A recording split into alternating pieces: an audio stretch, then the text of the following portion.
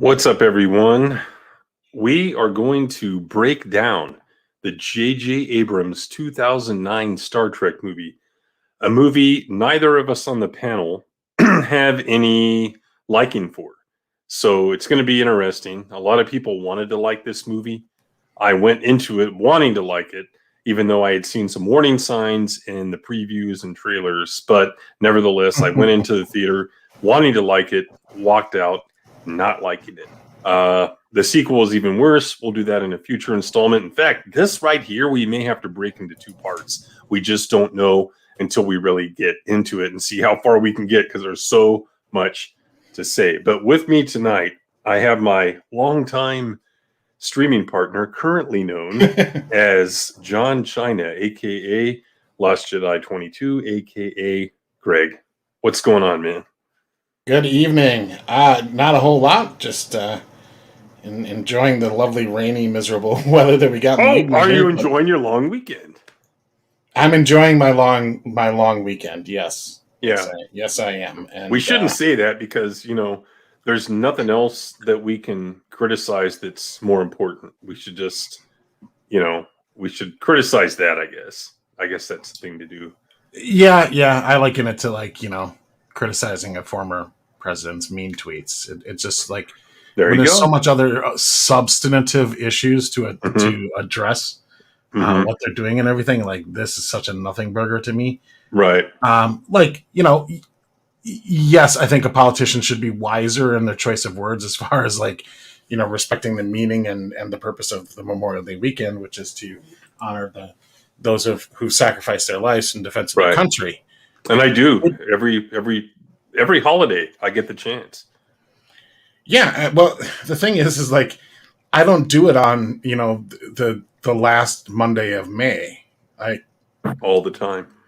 Right, I have a respect for them kind of year round. So for me personally, it's not a day that I have a particular extreme reverence for, because I kind of I walk the talk 365 when it comes to that stuff. So it's good that they get a holiday in particular that people can focus on it. But right, for me, it's I always have respect for absolutely those who given the ultimate sacrifice. Yeah, let's say hi to the chat really quick here.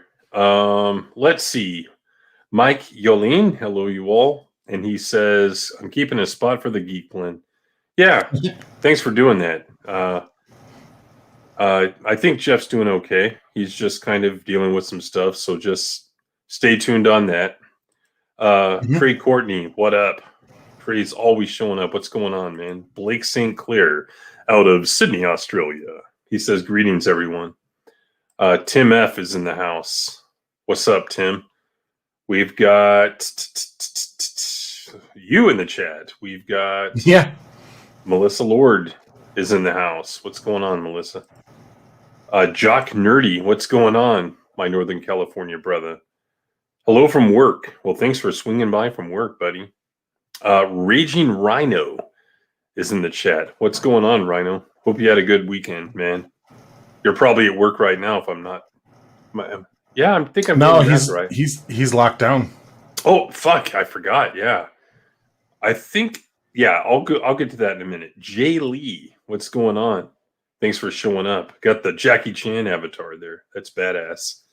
But yeah, I guess based on what we were just talking about and based on the lockdown, and I'll repeat this again at the end of the stream, but Friday for the spacing, I'm going to have Greg back on. And yeah, we'll probably talk a little bit about the pop culture stuff, but we're definitely going to talk about some politics and stuff like that too. So definitely be there for that. I think whenever we have those conversations, given our experience and knowledge in that realm, it's always a good conversation. So yeah, I enjoy it. But speaking of Memorial Day, the picture I posted on Twitter was of the World War I Museum in Kansas City, Missouri. Went there about 5 years ago. And right when you walk in, there's this glass floor. It's kind of scary walking on it. And there are those flowers. I can't think of what kind they are, but supposedly there's one for every Allied soldier that died in the war. So it's a really cool thing to see. Wow.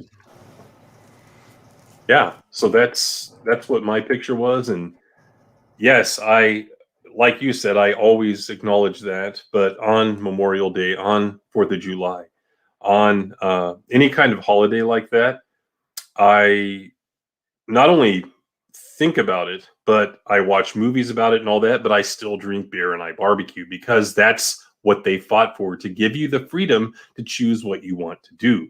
And that's the way I choose to do it, by doing a little bit of reflecting on what they did, maybe watching a movie, picking up a book about it, talking about it like we are right now, but also enjoying my life because that's what they were fighting for. So that's my take on it. Yeah,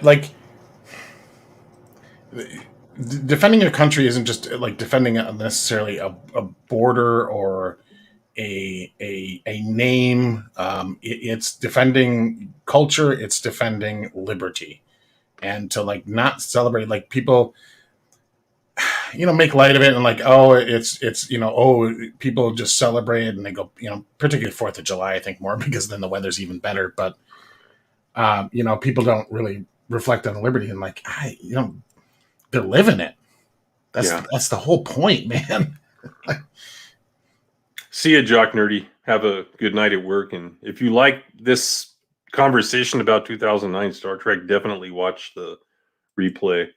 Oh yeah, I did see a clip of this, Melissa. Sting is wrestling this past weekend, and he's 61 years old, and he's wrestling for AEW. Yeah, and from the clip I saw on Twitter, he didn't look too bad. I saw him doing a stinger splash and all that, so pretty interesting.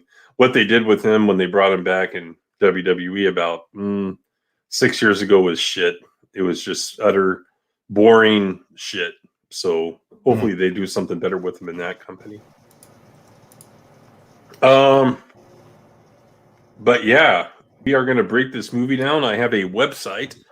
You've probably heard of it, trekcore.com. And it looks like they have damn near every shot from the movie. We're not going to do every single shot, but we're going to select at least one from every scene, maybe multiple, and just kind of break down what we're seeing, what doesn't make sense, what we liked. We just don't want to be all negative. But that's kind of what we're going to do. Blue-Eyed Scorpio is in the chat. Cover my shift at work tomorrow. Yeah, I don't think he can get out of his country, man. So, yeah. No, if you read the rules, because I was talking to him yesterday, and I just went through and I went to one of their news sites and I looked at the actual lockdown rules. Is like there's 5 allowed reasons that they can leave their home. It used to be 4. Now the 5th one is to go get the vaccine. But even to do like the shopping and stuff, like they can only go 5 kilometers away. So if the store you want to go to is 7 kilometers away, you could be cited, fined, or whatever. Like if they asked or try to verify that, like how closely they're enforcing it or whatever. But like, yeah, you can't go more than 5 kilometers from your residence. Fuck that shit. That wouldn't fly in most states in the United States. I'm glad Jack is here. He's a Star Trek guy. And then I have a $5 donation from Pastor G. Can't join you guys tonight, but I want to give you a little support. God bless. God bless. God bless you, cool. Pastor G. And thanks for the $5, man. And if you like Star Trek as a franchise, then please watch the replay because I think it's going to be a good conversation once we get into it. But now we're just kind of chilling and, shooting the bull. But yeah, that wouldn't fly in America. It wouldn't fly in most of the Southeast. Wouldn't fly in most of the Northwest. Probably in places like Seattle and Portland, but Idaho, Montana, rural Washington, Oregon, Northern California, Nevada, that shit wouldn't fly. I can see people in New York and stuff like that getting away with it because you can't police that many people. But in large part, I can see people saying, well, that's sensible, and then doing it just because they are Sheeple. Yeah, they're cucks, they're sheeple, whatever you want to call it. Not that Raging Rhino is for not disobeying the rules, but he doesn't like it is the point. He's not saying, hey, I welcome this and I think it's awesome. But they don't have a lot of choices in a country like that. So well, and like, you know, for those who are not following, you know, obviously we have some Aussies in the chat who obviously are, but or most likely are, but those of you or the rest of the world who aren't aware, like you would think the way we're talking, like they've had some like massive catastrophic outbreak. It's like 25. Yeah. Out of millions. I didn't look to see if like the new reporting today, but it was like, you know, I saw news reports and it was like, oh my God, 5 more cases. You know, this is over, you know, like we'll just say less than 50. Yeah. It's horse shit. So like, I don't see like, sorry, you know, Australian brothers. I don't see you guys ever ending this like at that rate, like short of massive vaccine compliance. Right. And even then, like, because there's no rule there that says like, well, if you got a vaccine, then you can go more than 5 kilometers. Like I looked at the rules and it didn't say any kind of exceptions for those who are vaccinated. So yeah. You know, they're going to keep doing these snap lockdowns every time they get like, you know, 10, 20 cases. Like, good Lord, you're never going to be, it's never going to be over. Ever. I was going to save something for Friday, but I'm going to say it in a minute here anyway. But first, what's up, One Man Show? Thanks for coming by the stream. Seems rather draconian. Yes, it does. But I was going to save this for Friday, but snap lockdown. What that means in the United States is somebody isn't going to be able to mooch off the government for food stamps. That's what snap lockdown means in the United States. So, supplemental nutritional assistance program. Yes. You know, get your family-sized bag of nacho cheese Doritos. Yeah, even though your household income is probably pretty close to the 6 figures, here's this, you know, free money from the government. So it's ridiculous how many people were abusing that system. Stream about abuse. I know, especially with your experience, you know, that I've personally witnessed. Definitely. It's mostly the 2 southern states here in Oz. He means Australia, Victoria, until it's not. You know, until there's like 10 cases in some other state or province. You know, and there's no reason that there couldn't be, you know what I mean? There's not some magic wall that along the state borders that like protects the other states differently than, you know, Victoria and South Australia. Like it doesn't, there's no magic gate there. So like all you need is one person to go and spread it to a few people in Sydney, and Sydney's in the same boat. You know what I mean? There's a remote Aboriginal tribe that might have a case, snap lockdown, you know, the whole country. Right. So it's not just Australia too. Our brothers to the north have it's worse there. I think quite ridiculous in their draconian police stating. I mean, it's arguably worse. The John Beck has joined us.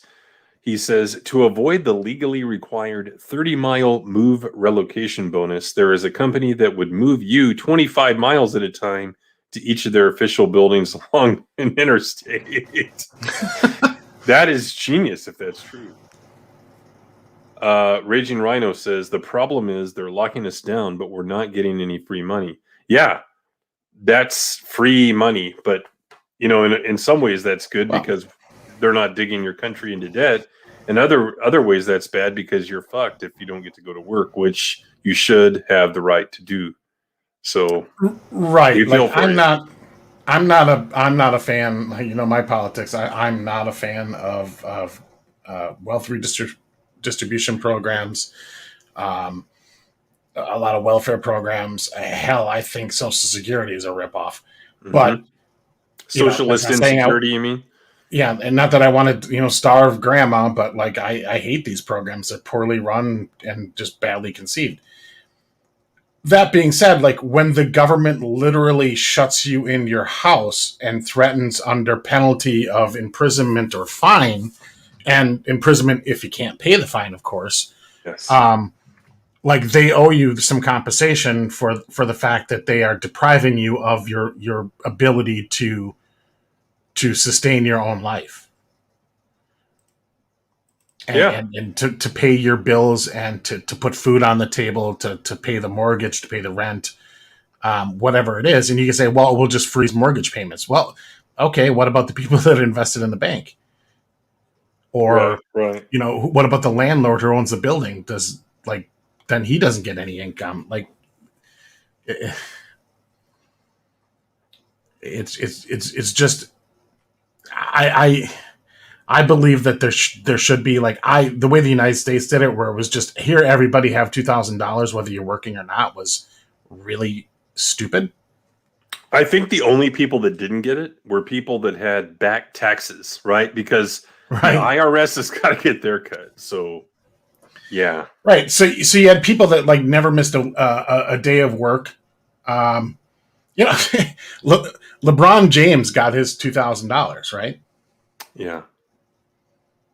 Didn't he still got his contract? He's still got his money, and he got his $2,000 check. Okay. Raging Rhino. That's just dumb. I got 2 words for you. 2 words, 1 compound word, 1 name. Only fans. Yeah. There you go, Rhino. Covered by the snap lockdown. Yeah. Problem solved. And it doesn't have to be sexual. It could be that you're beating up a blow-up doll of your premier, whatever the hell you call your governors over there. So, people would pay to see that probably. But then you'll get a squad of police at your apartment. Yeah, because you're then inciting violence right then. Mm-hmm. Yeah. Anyway, no, we really feel for you, and we're going to cover more stuff like that on Friday. I don't know how many hours I'm looking go, but there's so much shit to talk about that it's going to be awesome. Because something Star Wars is inevitably going to come out this week, and we'll have to spend some time on that because that's what the crowd wants. Yeah, beat up a KK, he's man. Pondering it.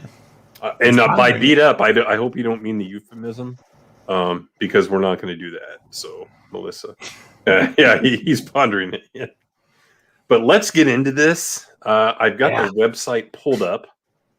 It's hell. I'll put it in the chat if you guys would rather also pull it up on your end. But I'm going to share my screen, and it looks like this was assembled many, many years ago. I love the older websites. They're not full of bullshit. What's funny now?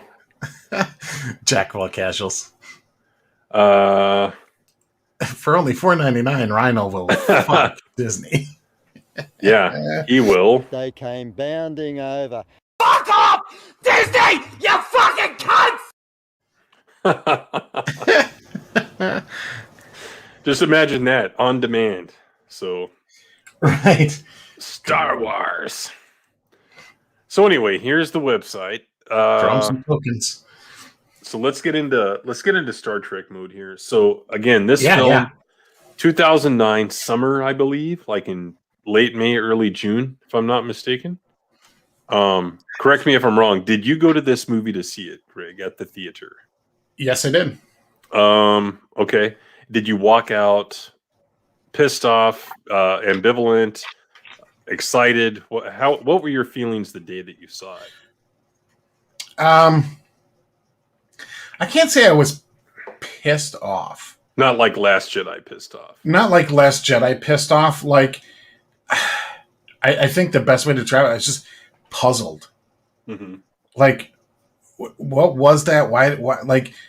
I thought that the casting was fine. I just I didn't. There was a lot of it that I didn't like. I didn't like. I didn't like the action sequences. It didn't feel Star Trek to me at all. Mm-hmm. I really didn't start thinking about what they did to the characters, which I think is fundamentally where this movie, like, and the premise of the movie is bad. Yes, I'm like, okay, so they're going to reboot Star Trek. That, I'm like, I wasn't excited about a reboot, but I'm like, oh, well, they're going to do it. I guess the cast it all right. I didn't like the tone. I didn't like the feel of it. And then the more I thought about it, the more I disliked it. Unfortunately, I didn't really see the writing on the wall for this one. Much like Star Wars, and I think these two things there's a very clear parallels. Even if you're not a Star Trek fan, and those of you out in the audience there in the chat, the parallels to what happens or what he did to Star Trek can be drawn directly. Like, this was the mother of all fucking warning signs. Yes. If you knew what to look for, that JJ was not going to do Star Wars well at all. And we can get into it as we go through the scenes, because I don't want to do a big long rant here at the beginning. But this was the mother of all warning signs. This is JJ to a T. He does this every time, and look out, DC, man! Holy shit! Well, but typically with his stuff, his first movie does all right. It's it's fairly well received. Mass audiences like it, but then it just doesn't hold up. Well, here's the thing, because it's all matchsticks. When I was taking a shower earlier, I thought about, this is how we're going to tie it into Star Wars, and we will get to that, because there's definitely there's something there. Parallels. Well, it's not just a parallel; it's a direct correlation, and we'll get into that when we get into it. But I was going to ask Trey, when you said you never saw the Trek movies, do you mean any at all the way back to '79, or you just mean like the JJ and Beyond ones? Let us know. I'm interested in knowing. All right. So first up, let me skip over to, I guess, like this one right here. So it's the first thing they showed. They had the sound effects trying to play on that nostalgia. Remember, like the bridge, the boop, boop, boop, boop, boop, boop. They're trying to play on the nostalgia and all that stuff. Hey, look, it's a cool design. It's a single nacelle ship and all that. Yay, we saw that like in the old extended universe books from Star Trek. So this is the first thing they showed. Not a bad design. I mean, it looked old, if that makes sense. It's not like with Discovery, you have all these advanced anachronistic ships and technology that make no sense. I thought this looked pretty good, for what it was. What do you think? Yeah. I will say, with the ship design, interior and exterior, like it's a weird thing that JJ's done in this, and Kurtzman, by the way, in these reboots, is that, like, they've stepped up the special effects. It's high polished. It's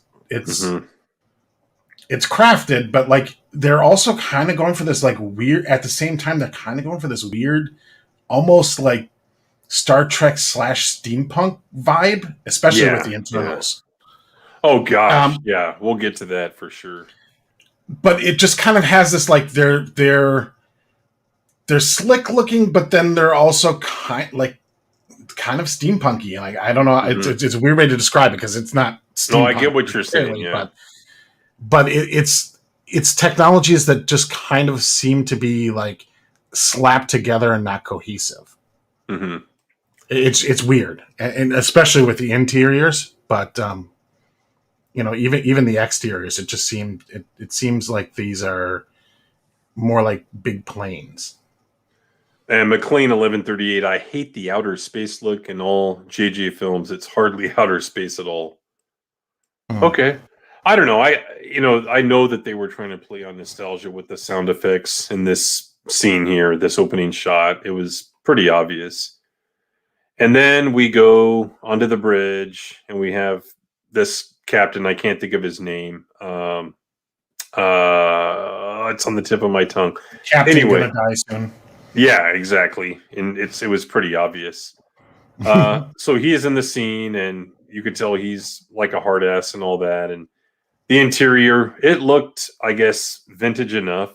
It didn't look like, the Pike era or the Kirk era, but it looked okay for the year it was supposed to be, I guess. Like, if you're going to remake, let's say, TOS episodes, would you want it to look exactly like that? I would, but I could accept them doing something that looks sufficiently retro and befitting of as long as era. the underlying tech isn't like incorrect for the time period. So this takes place basically the day of Kurt's birth, correct?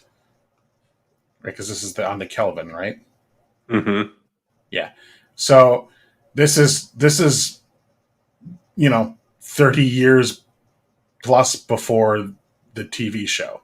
Mm-hmm. So like you can't have technology that didn't exist there, or like Discovery does. All of a sudden it's got hologram tech and all this other stuff. It just doesn't fit. And I thought they did all right with that. I mean, it's very cluttered. It's very busy looking, kind of similar to the old stuff. Although they just with digital technology and things like that and LCD displays, they can just do a lot more to make it look more technical. And I'm fine with that. Yeah, and Galadorn's asking about the single nacelle. So that wasn't created for this movie. A lot of the books from as far back as the 70s had single nacelle ships. And the way that I've seen it explained is, in those cases, each nacelle kind of has two not coils, but those rings that create the warp field. They have two in them. So no matter how many nacelles you have, you're going to have an even number. That's what I read somewhere in one of the reference books a while back, and hey, I'll accept it, because they're not the first basically ones. Think of it as like a 2-in-1 instead of them separated. Yeah. And it does look like a big nacelle. What's going on, Teresa? Thanks for swinging by. We're just talking about JJ Star Trek, and then this happens. This guy comes out of the anomaly, right? Mm-hmm. And as soon as that happened, I'm like, because I knew nothing about this movie going in. Nothing. I barely knew it was coming out because it was at a time in my life when I was so busy. I wasn't even reading like Star Wars books and stuff like that. So I saw this and I'm like, what the fuck? This is going to be time travel or something. Yeah. And as soon as I saw it, I'm thinking Borg, which I don't think they mentioned this in the fire everything. Like, very calm, fire everything. I don't think they mentioned this in the movie, but in books, it was Borg technology that they had somehow gotten their hands on and applied it, to their own ships and stuff and created this. What the hell was the name of this ship again? Like, Harada or some crap like that. I don't remember the name of the ship. But, I mean, it's supposed to be a mining ship, so the ship itself is just ridiculous. Yeah. But oh, yeah, we'll get to that later in some of those stupid shots. So it comes out of the anomaly, and it attacks them, right? And they have a battle and all that shit. And they're like, who the fuck is this? What are they? And then this guy's revealed here. Chris Hemsworth. And they make it pretty obvious out of the gate who he is. He's Sam Kirk. He's Sam or George? George Kirk, my bad. Sam is George and Winona. Yeah. So, yeah, it's Kirk's dad, and it's pretty clear. I think they did a pretty good job of making him look like Chris Pine in this. Yeah, you believe that they're of the same genetic stock. The Kirk's, Chris Pine's his son. Mm-hmm. So that was good, and this was Hemsworth was like a complete nobody when this came out. Absolutely, he was, and he doesn't look. I didn't even know it was the same guy. I mean, a nobody in the United States. I know he was in Aussie like TV shows and stuff, but right. Raging Rhino says I should like Eric Banner, meaning Bana. He's been good, and he's Australian too, isn't he? I have no idea. Or English, either way. Passion. And he's been are good in some stuff, but I think he's not the best actor. I hated him in Black Hawk Down. Never seen it. He does a bad American accent. So does Ewan McGregor. I don't like his American accent. I saw him in oh yeah, that The Men movie's Who- really good, but yeah, they stood out as kind of like out of place. The Men the Who worst Stare thing at Bana- Goats. What? You ever seen that? Yeah. Oh, it's a No. great movie. It's all-star cast. It's got Clooney. It's got McGregor. It's got the guy Flynn from Tron. Jeff Bridges. It's got Jeff Bridges. A bunch of I think it's got Damon. Anyway, it's like a secret based on a true story. You know how that goes, but based on a true story of this army program to help people develop like psionics and stuff, and they practice on goats. And Ewan McGregor's in it, and his American accent is terrible. End of story. Yeah, he's Aussie, is what Ryan was saying. It seems like everyone is, and you don't even know sometimes, until you actually hear them talk in real life. Yeah, I'm getting sick of them. Lock them down. So there's George. Nah, it's kidding. So there's George Kirk, and they have this battle and crash, boom, pow, all that stuff, and people let's get not skip spaced. over Crash Boom Pow, because this is, it will obviously it repeats itself later in this thing. Is the action sequences in this movie when it's ship to ship combat is kind of like the hand to hand combat in like a Jason Bourne movie, right? Mm-hmm. Cut, and really just close. Close, lots of cuts and shit flying everywhere, which was really off-putting. I'm like, suddenly it's like, okay, Star Trek has a bunch of missiles now instead of like torpedoes and shit. It's just like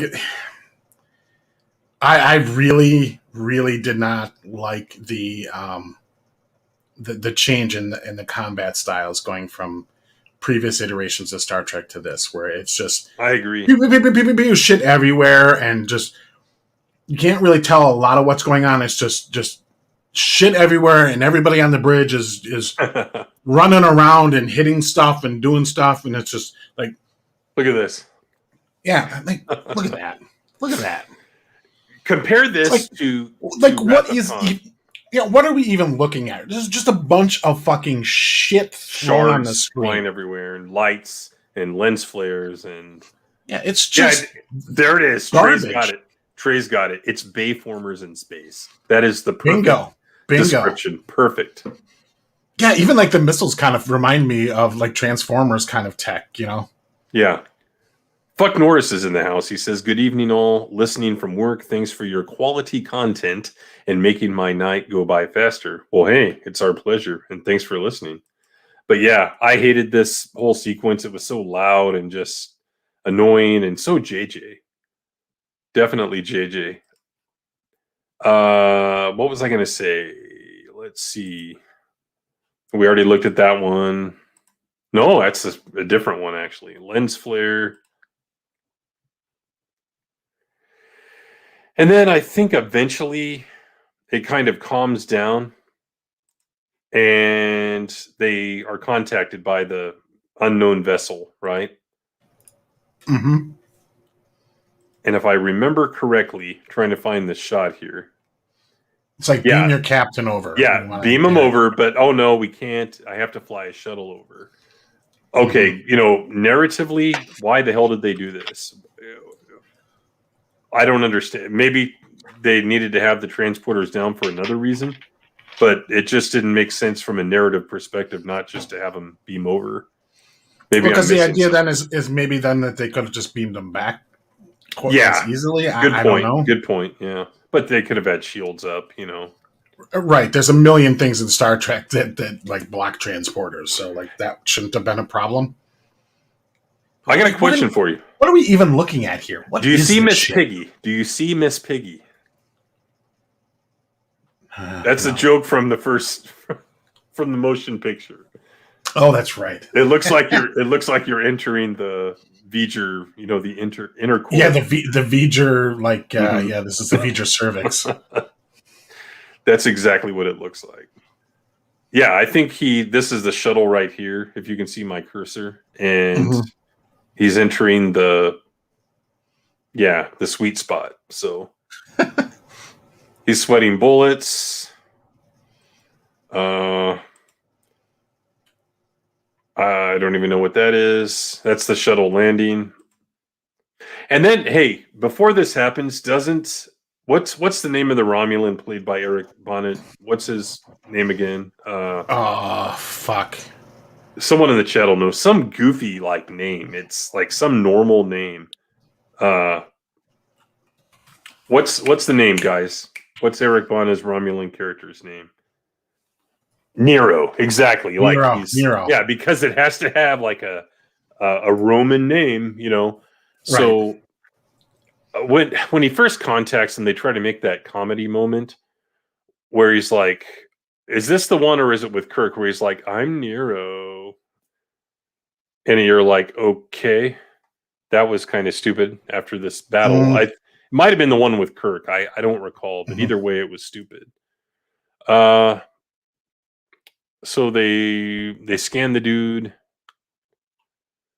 and they look really weird.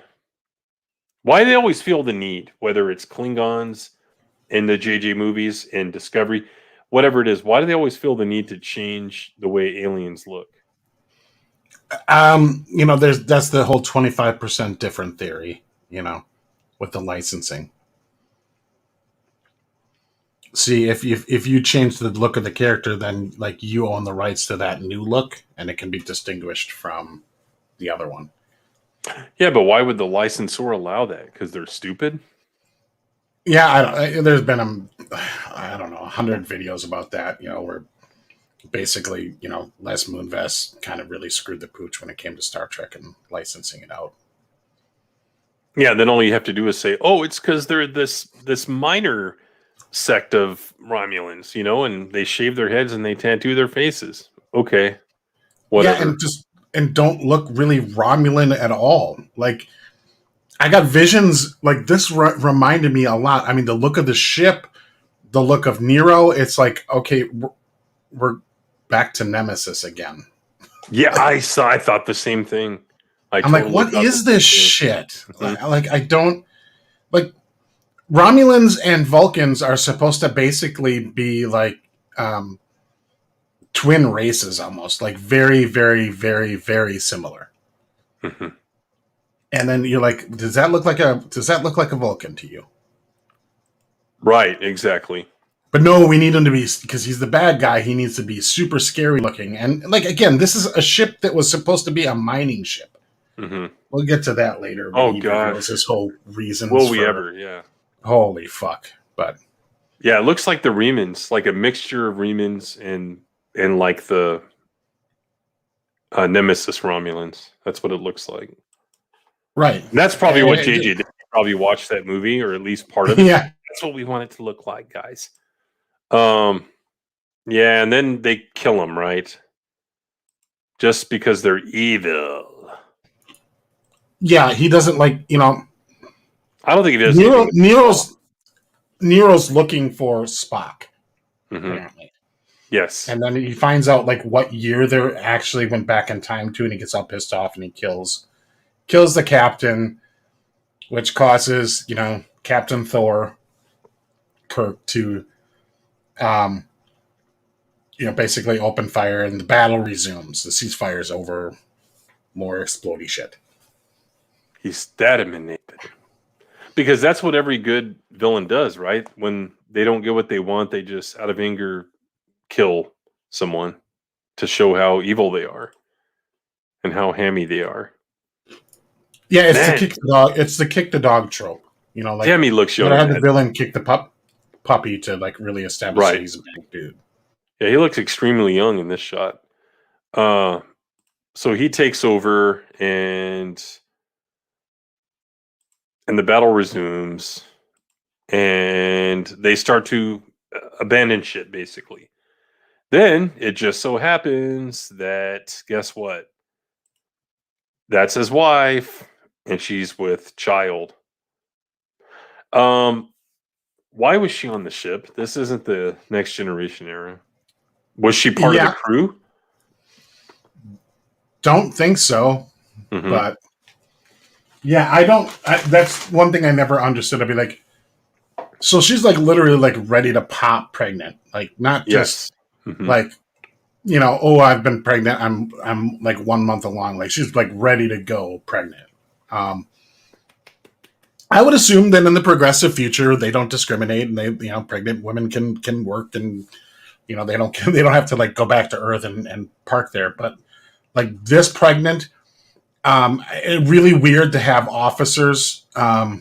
If she's an officer, serve together, and also Right. be in a romantic relationship when he's in a position of command. That's a little weird. And again, this is before TNG era, so this wasn't a common thing. Like if you look back to TOS and everything, this is like, and this is some years before that, obviously 30 years before TOS. Like I find it really odd, and this is the first like serious destruction of Kirk here, right? Mhm. Kirk wasn't born in space. He was born in Iowa. He was born on Earth. So here's the thing. This whole thing is there's the time plot element, right? Nero goes into the past, and because he goes in the past, he changes the timeline and thus changes the way Kirk is raised and all this other stuff. All fine and dandy. Well, I mean, not fine and dandy, but like from a logical standpoint, okay. But why would this part be different if Nero just arrived? Right. Like, so it doesn't even make sense using the time. Like, you're using the time element to change the past so you can split off and have your own separate, you know, timeline thing. But like, you didn't go far back enough, or like, you changed things that would needed to have been changed before the separation point.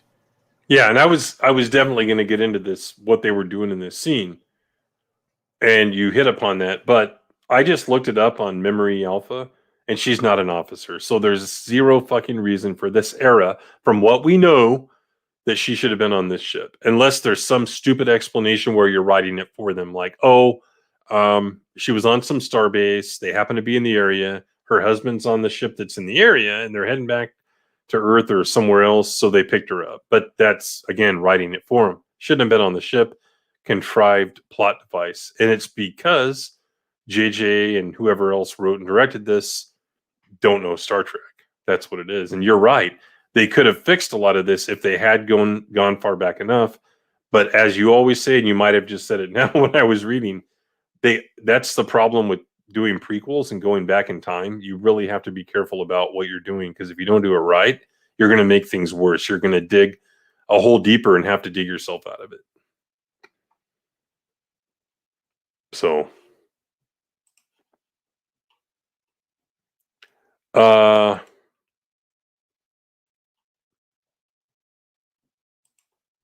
and then, of course, he stays on board the ship and fights them alone, allowing all the escape pods to get away.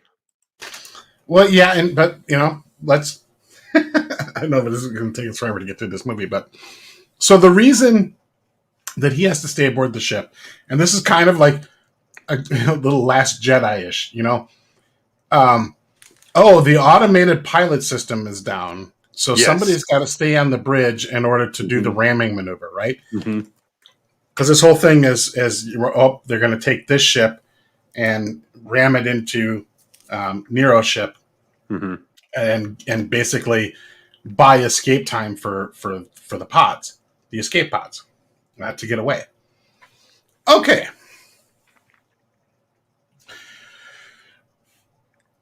Why? Yeah. Like, what is a automatic pilot system? Right. It's not even that complex of a computer program. It's something that we're doing with cars now, right? Mm-hmm. And if all the controls on the bridge work to steer the ship, then why would the automation part be like? I feel like you could plug in a a calculator of this century or a tricorder in this time period. Yeah. And it should be able to calculate some, thruster changes to achieve hitting a target that you set, like, hey, computer, go here. But it's just a really stupid, contrived thing. Like, oh, he's got to stay on the ship and do the hero sacrifice thing because the automated pilot system is down. But like all the other piloting functions are perfectly functioning fine. Yeah. Like, how is that possible? Think about it this way. It's not a separate computer. It's a program within the ship's computer that does it. Right? Right. Yeah. Unless the whole fucking computer is destroyed, it should still work. Again, we're writing it for them. Oh, it must be a separate, devoted, or not devoted, but what's the term I'm looking for? Maybe devoted computer to that purpose to autopilot the ship. Dedicated? And guess what? It got dedicated. It got destroyed. That makes no sense. It's almost like you're setting up that just to explain this contrived plot device where that he's got to he has stay and do the hero die. sacrifice thing because like that. Then I mean, it sets up some plot elements for Kirk later. Correct. But the idea is like, okay, so the helm on the bridge that controls where and how the ship moves, right? Yes. This is not a system of like levers that like open up valves. Yeah. And things like this. Not the rudder. Like, it's not a physical thing. It is literally a computer keyboard that just tells the systems to turn this thruster on for X amount of seconds, turn this thruster off, set a course here. All the navigation systems are in that helm, and it's basically just a computer. There's no physical ties to the engine from the helm station there. Right? Right. So that helm station should easily be able to have built within it the program and everything to automate the routing of the ship. Mm-hmm. Now, and if you think back, well, wait a minute, like look at Star Trek 3, he had to automate the Enterprise. He had to automate the actual stuff down in engineering that says, like, the computer says, like, to turn this on, turn that off. Like, in that era of there were people that physically had to do stuff in engineering to make the ship go into warp, right? It wasn't just enabled on the console. Don't know how this works or anything because they don't really explain it. But like the idea that the automated pilot system would go down, but then all the other helm functions would be working fine, right, is on its face just stupid. It doesn't make any sense at all. And it's just a contrived reason for him to have to sacrifice himself. Yeah. It's very much like what happened in The Last Jedi, tied to Star Wars. I know JJ didn't do that particular movie, but like the Holdo movie, like why did Holdo have to stay on the ship? Like even a droid could do that. But again, it's not so much the writer, it's the people checking their work, right? Right. Same exact problem. And I'm still going to get into this after this opening scene. We'll tie it into Star Wars. But first, Melissa Lord donated $2, says, "Hey Tim, I'm not a big Trek fan, but have seen the OG 60s show and TNG. I watched this movie and was very underwhelmed. Acting's okay, writing and story suck. This movie is a big reason why I was worried about 7 and why I wrote," she's talking about Star Wars, "and why I wrote my paper and speech. Love you, Tim." Yeah, it's a frustrating movie. And by the way, for Pastor G earlier, I don't know what to say. Well, you could say thank you. Thank you. And I guess for Melissa Lord, we can do, let's see here. Let's do this one.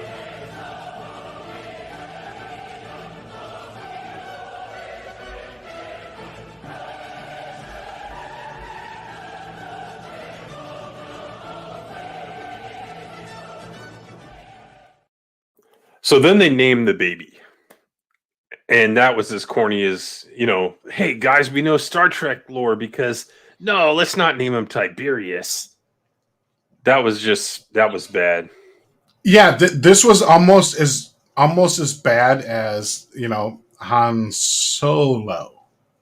Oh man. It kind of similar, right? It's just Mhm. like, oh, reference here. Oh, we're gonna Tiberius is his paternal grandfather. His name was Tiberius, and his maternal grandfather was James.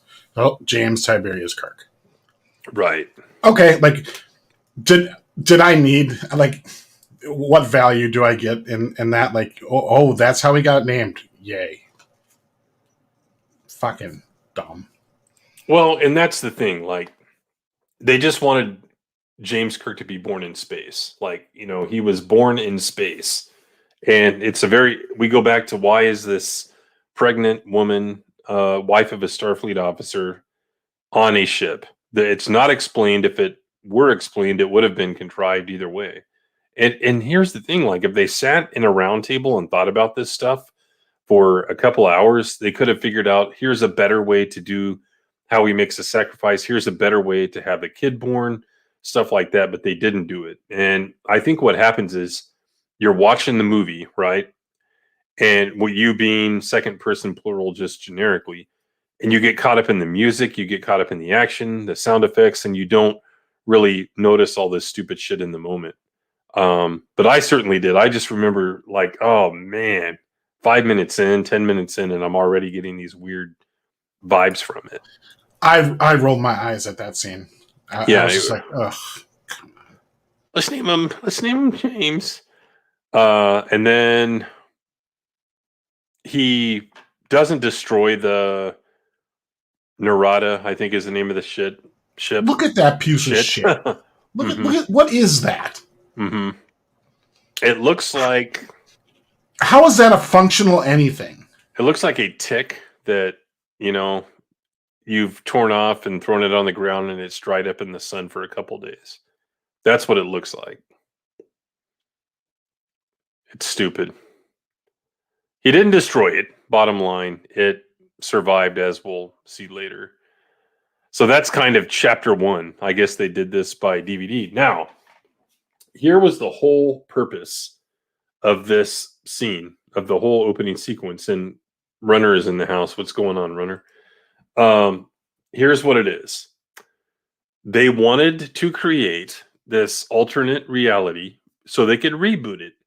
All you heard for months leading up to it and after, it's not a reboot, it's an alternate reality. It's not a reboot, it's an alternate reality. It's a reboot. It makes no sense, because the stuff that you're seeing on screen doesn't make sense before the divergence happened, like Greg mentioned earlier, right? Makes no sense.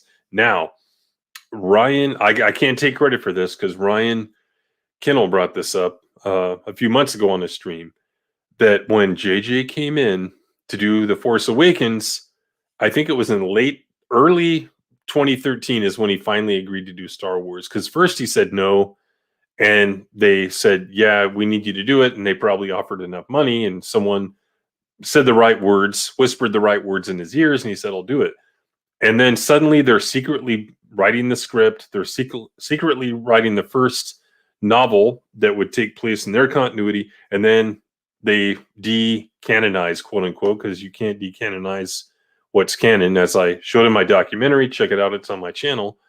So we were talking about this, and there's this theory that maybe JJ has this thing when he comes into a franchise where he says, I don't want to be beholden to anything, so do away with it. You saw it here. You saw it with Star Wars. He came in and said, all this stuff I want it to be thrown out. I'm not saying that's what happened, but it's highly coincidental that they did throw out the expanded universe, and that they basically did what they did in this movie by saying, okay, it's an alternate reality. So anything that happens, it's legitimate, because it's an alternate reality. It diverged off from the main timeline. What do you think, Greg? Yeah, I think there's two reasons he does it. One is ego, right? Yep.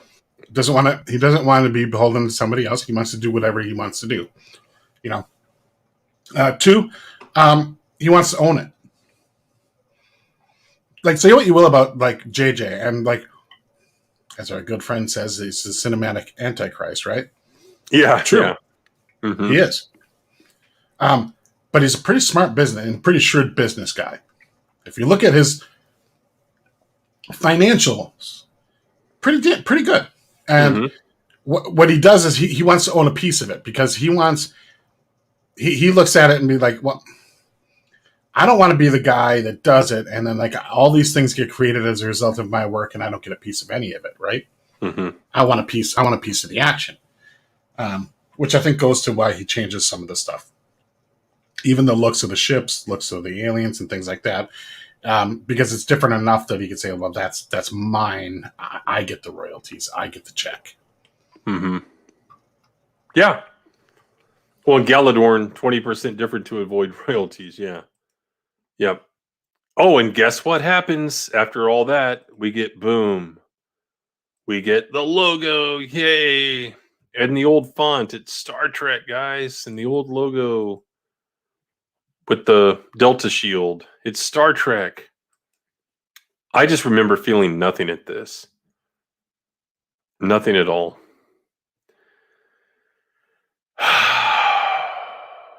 So that's chapter 1. Let me stop sharing so I can find chapter 2 here.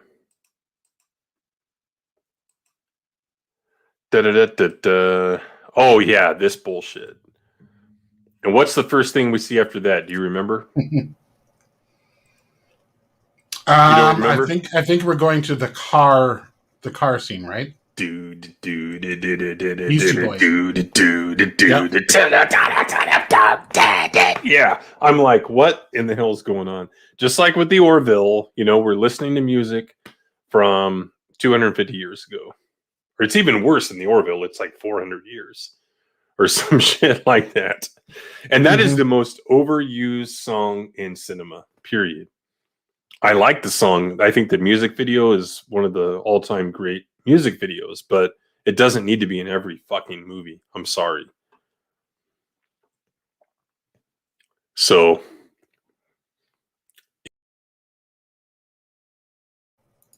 I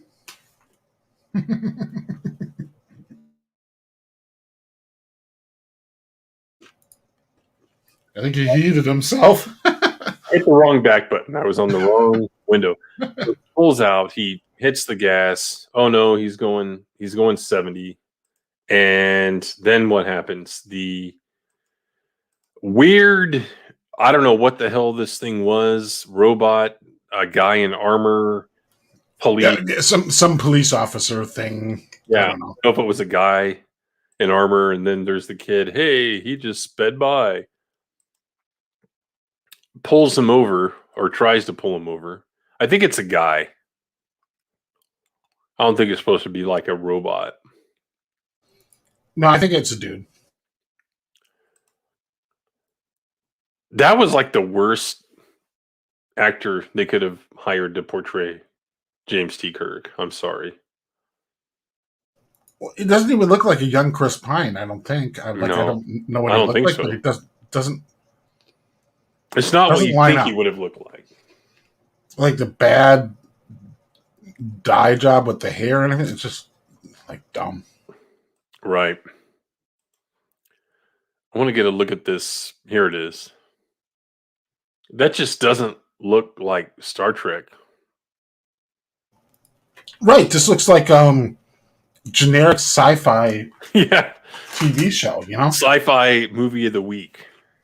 Right. Sci-fi channel movie of the week. Yeah. And not old sci-fi. We're talking sci-fi shit nowadays. Yes. Here it is right here. I don't get it. Like that's here's another. Okay, we're gonna like. So now we got to redo Kirk's entire origin story now because his dad died, and in the original canon, the real canon, Kirk's father lived to see Kirk take command of the Enterprise. Yeah. So like his dad didn't die in some Starfleet accident or anything like that. So here's the thing: is the car is George Kirk's car, and his evil stepdaddy wants to sell George Kirk's car, and Kirk, being the rebel that he is, the rebel, like because now he's like James Dean Rebel Without a Cause, Kirk. He's going to be like, well, fuck you. If you're going to sell it, I'll just destroy the fucking thing. Mm-hmm. And he happens to find the Grand Canyon in Iowa. Oh, someone wrote it for them. It might be in the novelization. The reason this canyon is there is because they were mining to build the ships. Because, they build ships on the surface in this universe. Right, which makes sense to build a spaceship in atmosphere because that would be important. And then, to deal with the gravity and everything. Yeah. And then because Iowa is known for its rich deuterium deposits. And you don't need deuterium, you just need rock. That's all you need.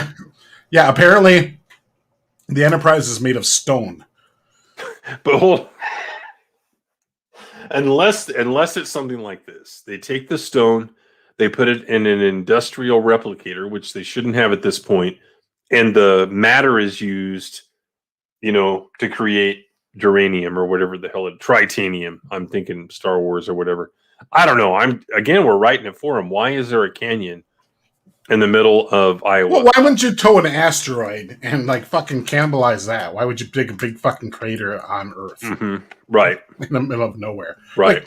And why is Starfleet building a ship in Iowa? Mm-hmm. Right. Labor, I guess, Oh, it's because the Federation president is trying to increase the employment rate so that when they go there for the caucus, they can perform well in the poll. So it was a play to Iowa voters. Yeah, for the Iowa caucus. Yeah, because they got rid of the ethanol subsidies, so they had to come up with something else to bribe the farmers of Iowa with. Jesus Christ! Yeah, come dig a hole. Wouldn't surprise me. Field. Yeah, yeah. This was stupid. If anyone in the chat has any explanation for this or opposing opinion, please let us know, because I never liked this. And then I heard it's because they're digging it up for the ship, and I'm like, but I have to keep on writing to figure that out. It's just like, again, turn your brain off and watch the movie, basically. Even me knows Tim is making stuff up. Yeah, that's all I'm doing. So this stupid fake Star Trek guy, cop. Oh, and then the line, "My name is James E. Kirk."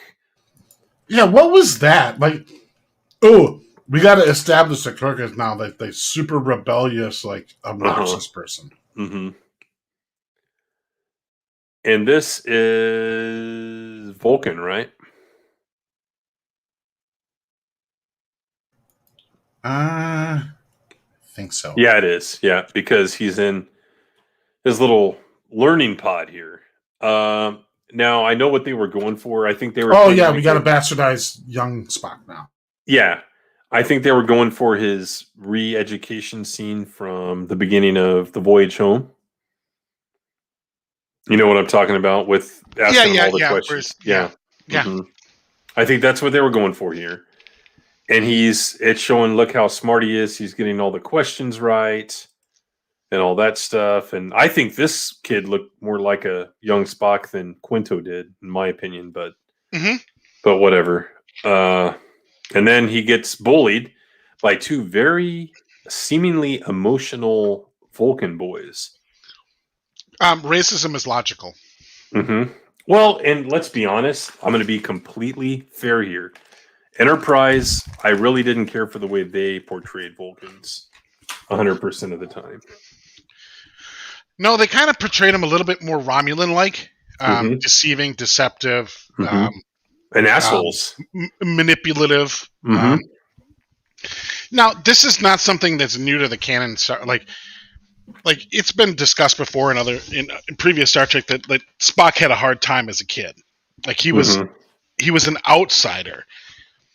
Now, there's a difference though between being an outcast and just not being included in shit, and being actively bullied. Right. And here's where they cross the line. Like Spock had issues growing up because he was a half-breed, right?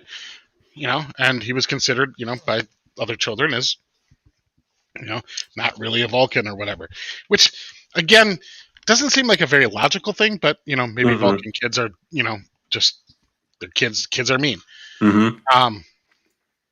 But it's very different than like I'm going to go and pick fights with this dude.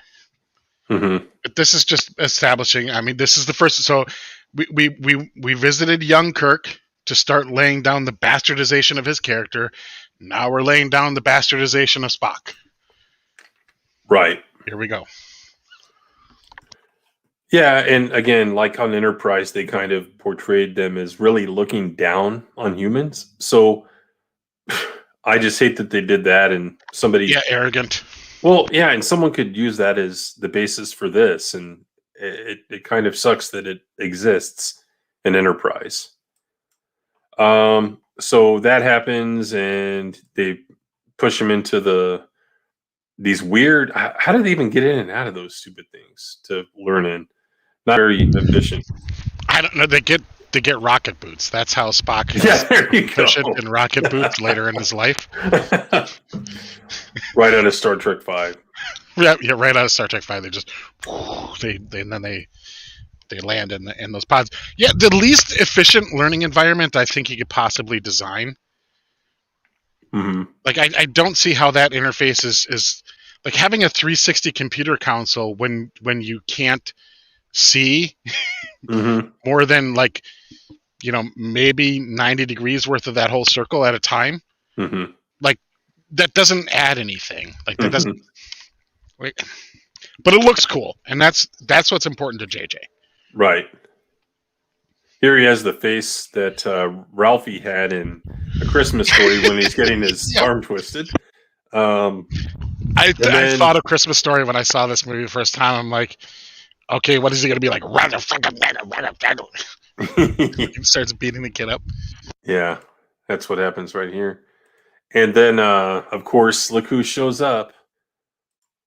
None other than Sarek. What do you think of this guy playing Sarek? He really wasn't much of a character in this movie, so didn't think a whole lot of him. Like, obviously, he's not Mark Leonard. No. That's what I thought. It was like, that's not Mark Leonard. Right. They could have found someone that at least looked like him more. Looked a little closer, I think would have been better. But they did the same thing in Discovery, too. Like who's this guy? All right. Yeah. So maybe even the same actor. I don't know. So he has a talk with him, and then this scene. How much did this piss you off when they lifted this directly out of the motion picture? Yeah, I'm outside of them. What scene? When he goes to the Kolinar ceremony. Now, why he does it is different. Oh, I think what pissed me off more about the scene was the result of it. This is where he's like, applying to be in the Vulcan Science Academy, right?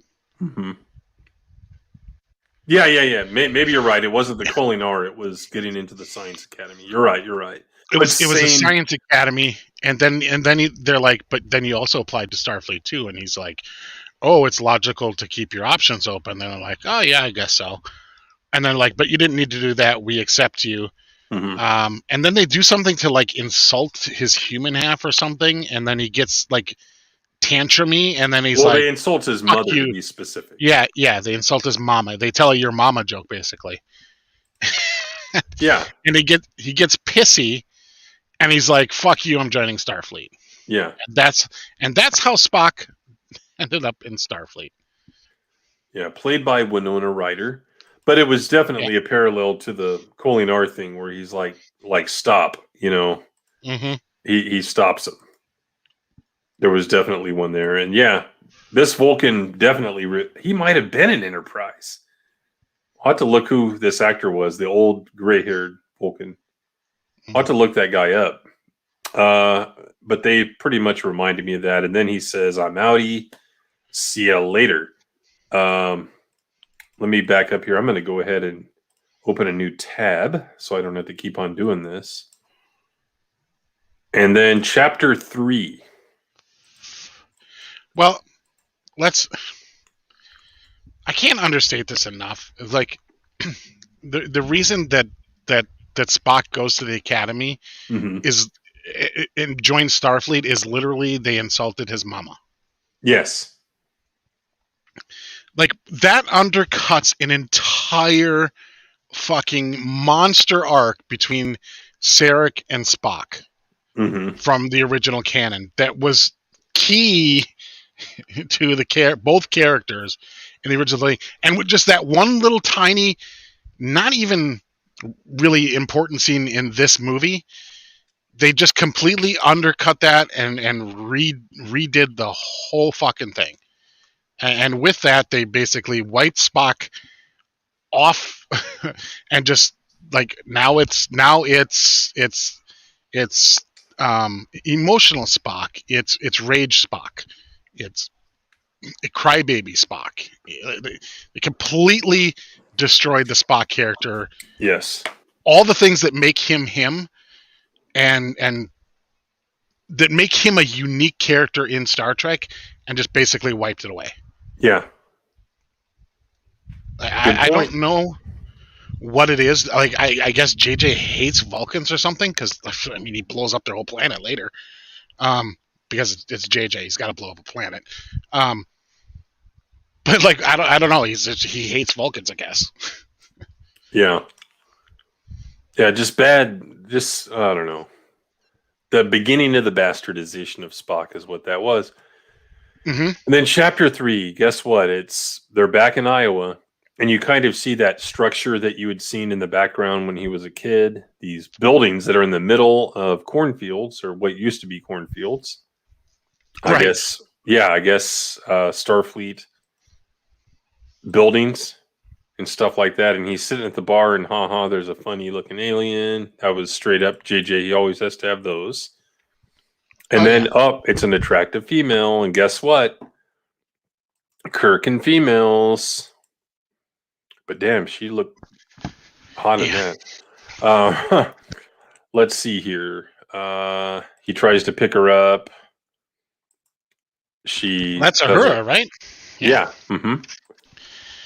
Yeah, so now Uhura and Kirk met in a bar. Yeah, exactly. What are the chances, you know? And Kirk is basically he's a full-grown adult now, and he's just been wasting his life. He's done nothing with it. He's achieved nothing. He's had no ambition now.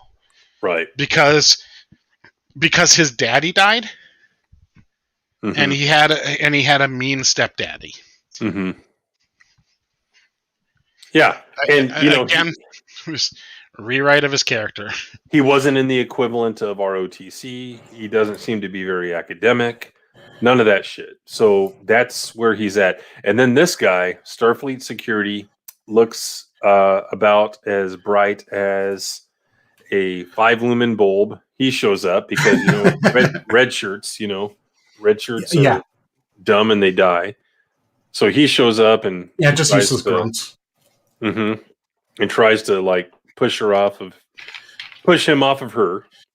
A fight ensues, and I'm looking for the shot here because the fight. So they're going for this like this college town like Goodwill Hunting thing where it's like the college kids are not college kids, they're Starfleet people, and then it's these stupid locals, and there's like this animosity between the locals and the college kids or / Starfleet. I mean, that's the whole vibe they're going for, and it, like, wow, very, very original. Yeah, no kidding. Then they get into the fight, and we got to have a bar fight scene. Because Kirk is so aimless that he just like, this is what he does with his life. Right. Like, this is fun for him. Like, oh, what am I going to do tonight? I'm going to go to the bar and I'm going to get in a fight, and it'll be fun. And there it is. James T. Kirk. Yeah. With toilet paper in his nose. Mm-hmm. So in a world with like hovering cops and everything like that, that this is how they fix a bloody nose in the future. Right. Mm-hmm. wads of Kleenex shoved up the nostril is how we fix wounds in modern in Star Trek. Yeah, hovering cops, building.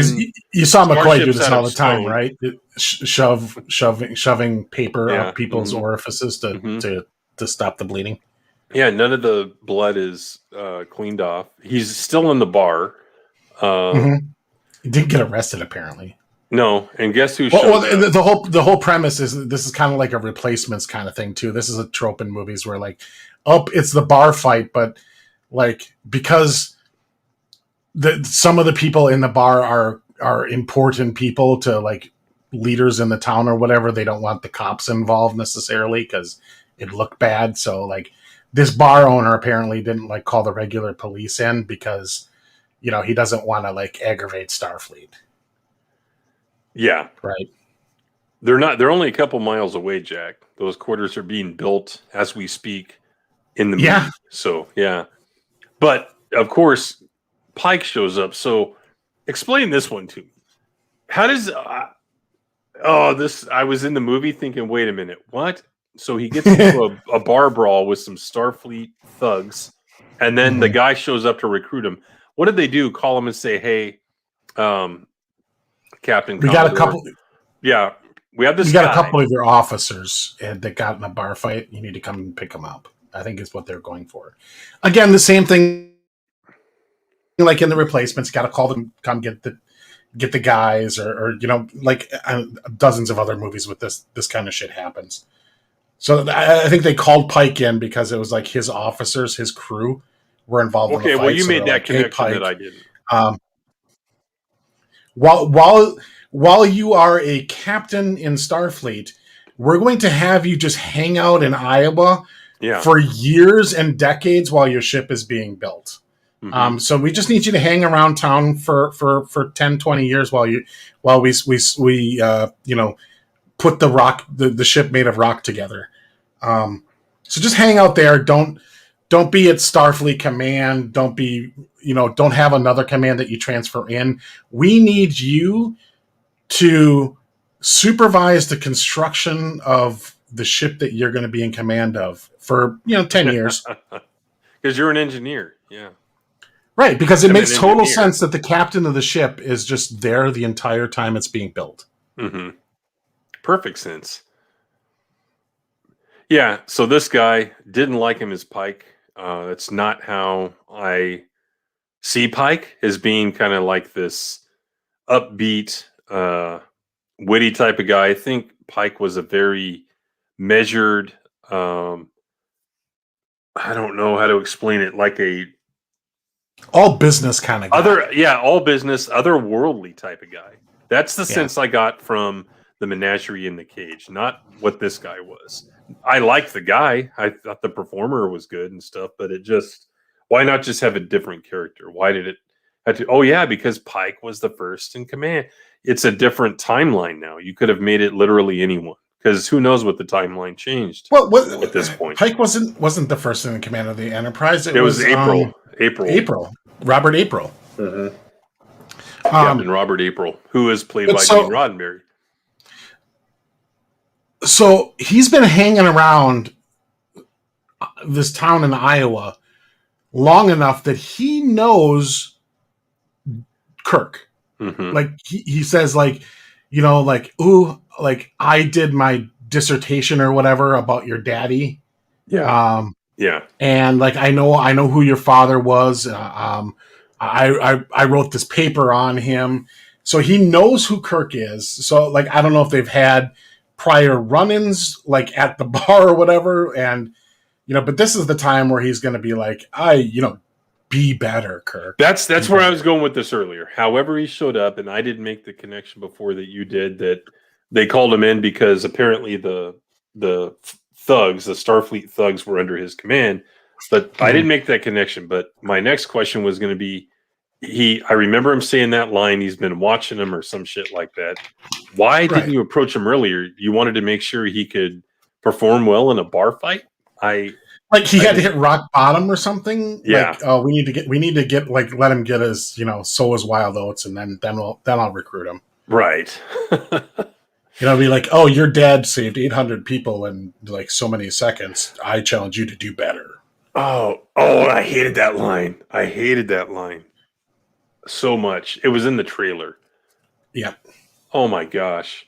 And I'm going to jump ahead here, probably 2 streams away, but I hated how they called back to this scene. I think it was in Into Darkness. It was like, the first time I met you, had napkins in your nose or whatever. Like, it's some moment, like this historical moment. Yeah, I think it was Into Darkness because he dies. He lost his command. Mm-hmm. They took the Enterprise away from him for what he did on that one planet with the volcano. Right, that's right. But they act like that was this moment that's in Star Trek history that you call back. Like it's some like iconic like meeting of like some like these 2 historic figures, and it's like, yeah, like it's funny because you've cheapened it so much. I guess that's the joke. Mm-hmm. But again, like Kirk is well into his adulthood here.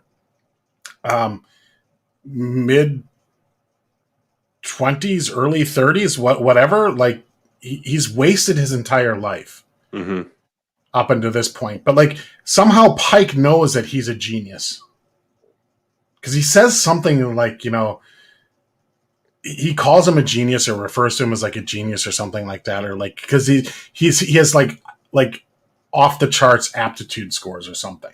That's right, yeah. And he talks about what George did. Yeah. He saved so many lives. Yeah. Blah, blah, blah, blah, blah, blah, blah. It was just so over dramatic and Pike became the daddy he never had, and because this is child drama. This is the shit in young adult novels. It'd be like Pike becomes the daddy he never had, and then he decides like, oh yeah, I guess I'll join Starfleet, and I'll be a captain in 4 years. I'll do it in 3. Oh. So now it's like, he's like super arrogant. Like, okay. Again, this is like, there's so many issues with Kirk's character, but like Kirk had a level of confidence borderlining on arrogance because of his accomplishments that he achieved at that point. Like, so when we first see Kirk in TOS, right? He didn't get captain of the Enterprise because the dude in front of him, like, got captured. Like, he earned his command. He was on the Farragut and I forget what other ship. Like, there was an Ensign Kirk. He had a career and he rose to the ranks really quickly because of his extreme aptitude, the fact that he was a tactical genius, very quick on his feet, like all the things that make Kirk, right, in the original series. But he didn't just like waltz in and like kind of accidentally become captain of the Enterprise. Like, he earned his command. Yeah. And through that process, he got a little bit of a swagger. But like Kirk's main attribute is not, when it comes to his personality, is not arrogance. It's charm. He's a charmer. Yes. So like this is like this whole like cocky, I'm the bestest ever, and like, this is easy mode for me. Because I'm so awesome. Like, this really grated on me because I'm like, that's meme Kirk. That's what people who don't know Star Trek, but only except from hearing jokes and Saturday Night Live spoofs and things like that. That's where their Star Trek knowledge comes from. That's what they think Kirk is. That's not Kirk, though. That's fundamentally not James T. Kirk. I have an idea here. You know how a lot of the people trying to explain that the good faction at Lucasfilm is going to find a way to fix the Disney trilogy, and hey, the Luke that we saw in The Last Jedi wasn't Luke, it was the clone Luke from the Heir to the Empire trilogy, right? This Kirk is the Kirk from The Enemy Within. Yeah, kind of. Yeah, where he's splits in half. Yeah. Yeah. Where he's the passionate, but he might even have eyeliner on in this scene. He's prone to violence because he gets in these bar fights and everything like this. Holocron Library Fox, he says, "Wait a minute, that this is Kirk's usual night. There's only needs to be a reason for Pike to be there. So if If he's there to recruit Kirk, then where's the problem? I guess why now And not earlier, yeah. versus before? Mm-hmm. And like, if he's such an admirer of George Kirk, his father, and things like that, did a dissertation and everything like that, like, you would think that he would have reached out and tried to form some sort of a friendly relationship or try to recruit him at some earlier point, not just like, well, I happened to be at the bar tonight and he's here and I had to go pick up these other guys. So I guess out of convenience tonight I'm going to do it. And in this one meeting, like, it transforms Kirk's whole life outlook. And now Kirk's is like, oh yeah, I guess I got a purpose now. I'll join Starfleet. Just it's too quick. It's too cheap. And again, fundamentally, this is not James T. Kirk. Right. And this scene here made me sick. Like, this big emotional moment. He pulls up on his weird motorcycle thing, and then he sees... Yeah, because he's Maverick now. Because he's, Yeah, there you go. Yeah, I like that. Because JJ can't do anything original to save his fucking life. Mm-hmm. And here it is. And he's got the fence post and barbed wire surrounding the facility, it looks like. So... Because it's Iowa, it's a farm, you know. Right. Look at this facility, like, and they designed this and they're like, well, that looks cool. There's a lot of shit going on. It looks very busy. It looks very techy. You got that blue haze and that blue cloud and everything. You got the flag here, UFP flag, the UFP, but this Starfleet is seal. Does this look like a facility that should be building ships? Like, where is everybody? Like, you would like a plant of this size with this many people, or maybe it's all automated. Like, I don't know, but like, why would you even build it on Earth to begin with? Yeah. Well, we're talking about a universe, Greg, where they take a starship, this starship, underwater, under the fucking ocean. Oh, we'll get to that movie, but yeah, Into Darkness is. Whew. I don't remember there ever being a basis for building ships on the surface of a planet. Utopia Planitia, the Mars one, I can't think of the name of the other one. The one that Ben Sisko was at. I think he might have been at Utopia Planitia. Yeah. It's like they're not on the surface, guys. Maybe the fighters, the little shuttles and shit that they make. Yeah, maybe they make those on the surface. Even if you're going to do it, if you're going to build a ship on the surface, you wouldn't do it on Earth, right? In a full atmosphere with Earth's gravity and all these things like going against it. Like while it's being constructed, what is holding up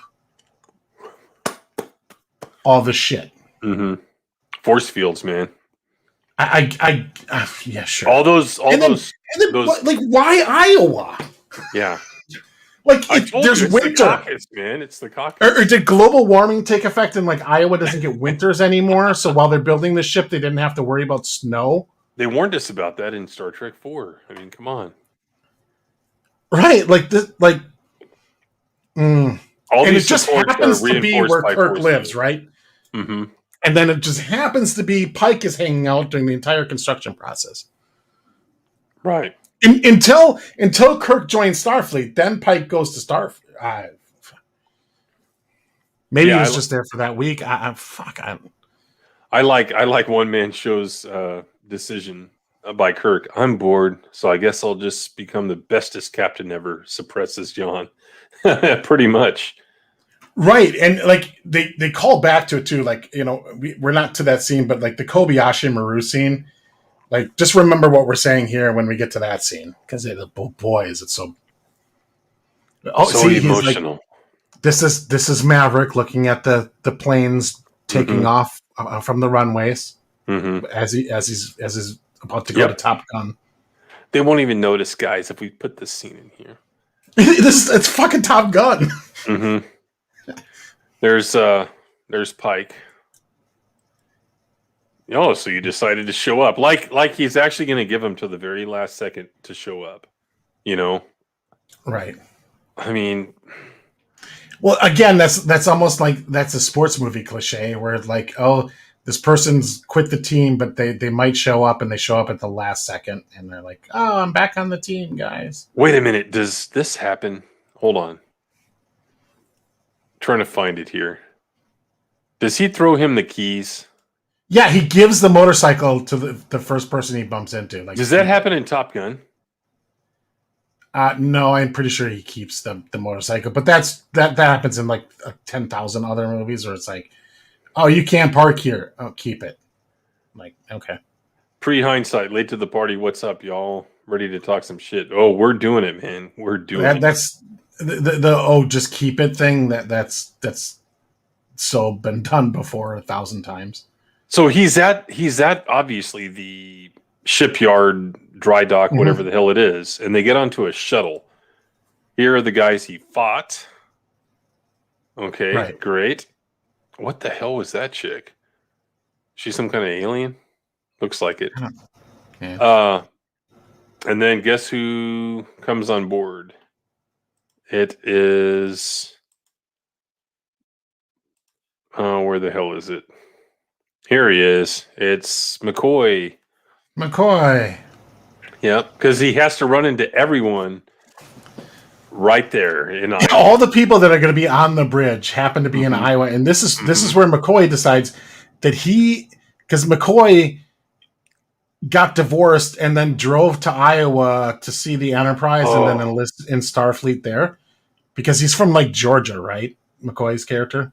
Yes. This is whole thing is like he's called Bones. He calls him Bones. This is another thing that we find out how Bones is named Bones because he says that the wife took everything but his bones in the divorce. Okay, let me stop. And right he there. happens to join Starfleet at this fucking Kirk does. Right at that age, yeah. To join Starfleet at the same day Kirk does. That's Carl Urban. Carl Weathers. Whoever was asking, Carl Weathers. So here's the thing. I don't know if I've ever mentioned this, but I am a huge fan of The Age of Sail. I read a lot of the books, Horatio Hornblower, the Aubrey Maturin series, which is the series of 21 books that the Master and Commander movie is based on. It's actually, that movie is based on 3 or 4 of the books. Not so much the book that is called The Far Side of the World. The basic plot is, but a lot of the elements in it from different books. The reason that they call him Bones is shortened for Sawbones. The reason which is a they call nickname him, for doctors. Yes, because back then, and they even show it in the movie in Master and Commander Far Side of the World, whenever you got an infected limb, guess what they did? They got a saw or a very sharp knife out and they cut your limb off. They bandaged it up and hoped that you lived. That's why he on a ship is called Bones, not because she took everything but my bones. But guess what? JJ is a moron, didn't even look it up. I guarantee he didn't know this and did this anyway. He didn't look it up and is a complete idiot, and he didn't think anyone else would. That's what has happened here. So I was pissed off from the get-go at this introduction. Bones is a nickname for a person who's a doctor. Mm-hmm. It's like Doc or something like that. Mm-hmm.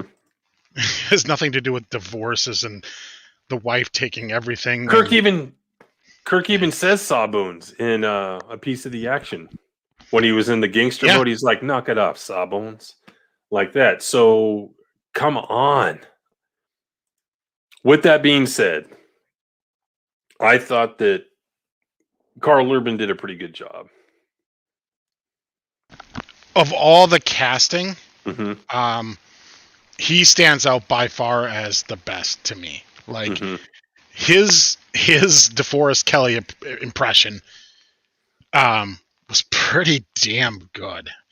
Like the attitude a bit, what they do with the characters. Like again, this movie I thought was well cast with people doing impersonations of the actors. But they get the characters almost all wrong. Like none of them are the characters that they should be. Right. And I would say Bones here is as well. Again, they kind of butchered his backstory here. He's like, he decides to enlist in Starfleet. Like he's a doctor and it's Yeah. just because of the divorce. Yeah.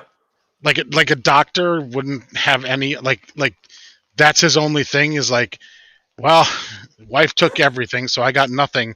Other than the fact that you're a practicing doctor, you should be able to make a living, you dumbass. Like, your only recourse is to join the military? Especially in this collectivist society that, the Federation and United Earth is supposed to be. I mean, come on.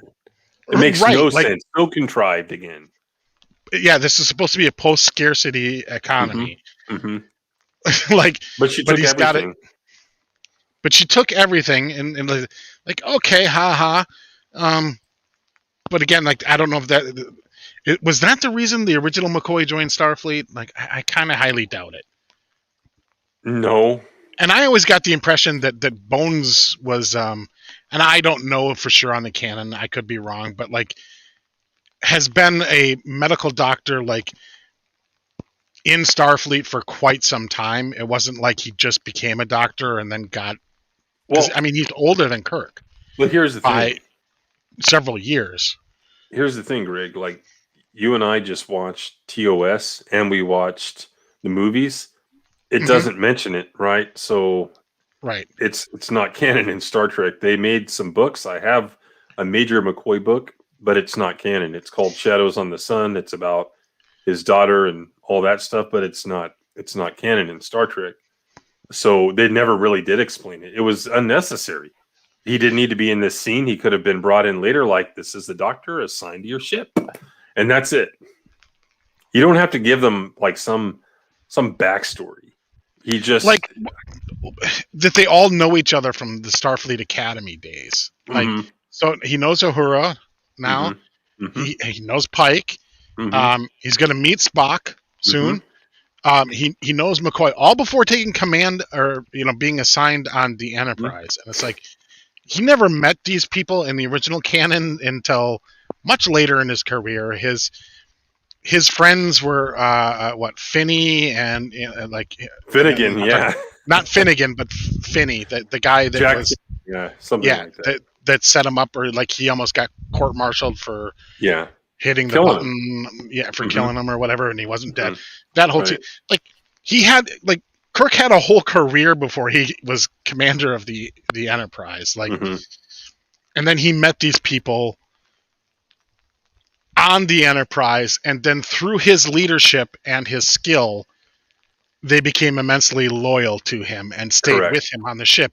And when you take that all out and just make them practically childhood friends, again, you diminish the Kirk character, because it's like, oh, they were instant friends. They met here and everything. There's no respect built up through service. It's all just kind of, they already knew each other. Yep. You're right. What the fuck are we looking at here? Are you outside again? Yeah, I needed a smoke. When I don't get even ranty, I get smoky.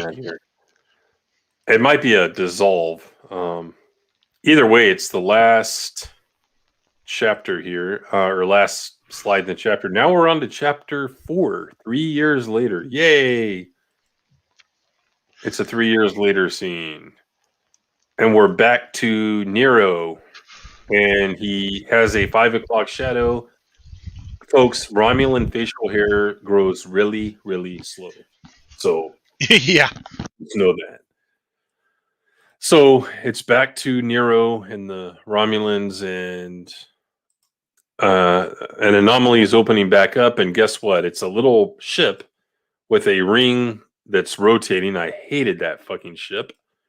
If anyone is so not Star Trek. If anyone in the chat liked that ship, please say so, because I fucking hated it. The USS fucking Sperm. Yeah. What was it called again? Like the jellyfish. Fish. Jellyfish, that's right. Jellyfish. Like, what a fucking lame. And then he says something like, bring it in, or something like that. Something equally menacing. Like to go ahead and tractor it in.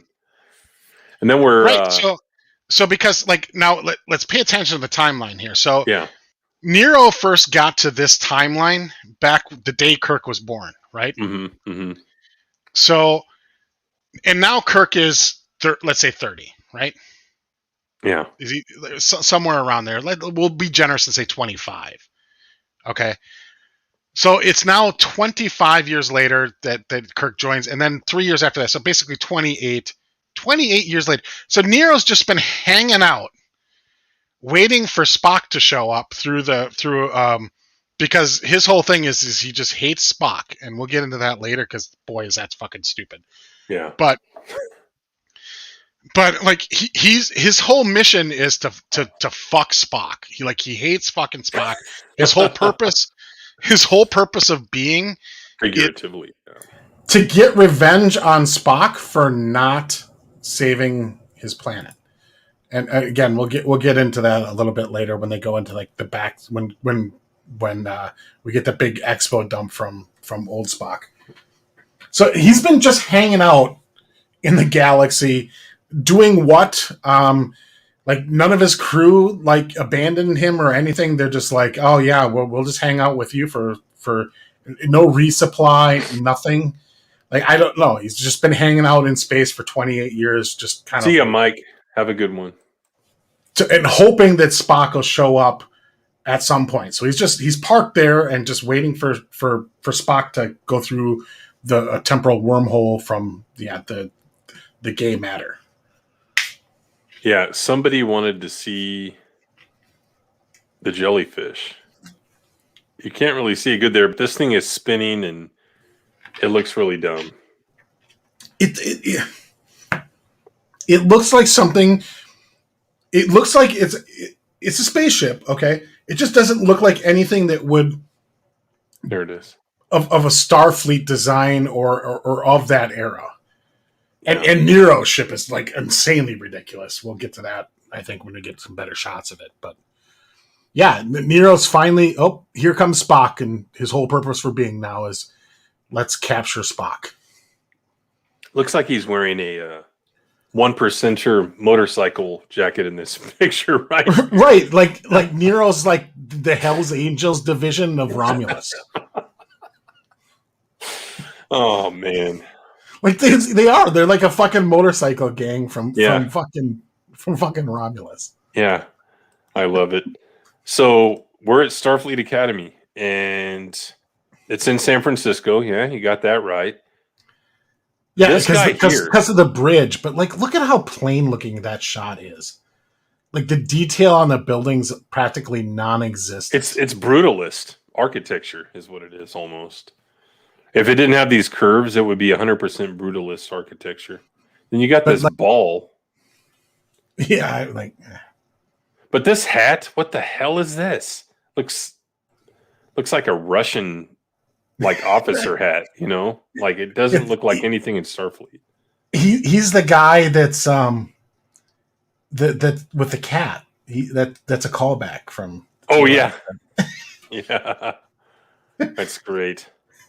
I don't know, but basically, this is now we get to Kirk the frat boy years.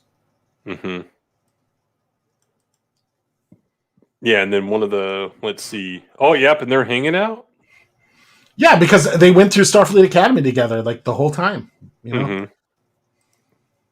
Yeah, adult student is what we got here in McCoy. Right, like a trained surgeon, right? Mm-hmm. Like he's been a doctor. He was a doctor before he got to Starfleet. Like I would imagine for Starfleet to join the medical division, like you don't necessarily need to go through quite the same training as like people who are in the command line, but they graduate at the same time anyway. Oh, it's sunny a lot in San Fran. Equally, I used to go like every other weekend. What's up, Zachary? What the hell are these balls? Do you remember? I've seen them in a few shots. Just there's one in the upper right there, too. Down, yeah. Are they moving and floating? I don't remember that. I don't know. Look, you got a crane. Did they forget to remove this shit from post-production? It's almost like they took a real shot and added futuristic buildings and forgot to remove a crane. I guess so. I mean, they didn't even need a crane to build the Enterprise, but for buildings, it's different, I guess.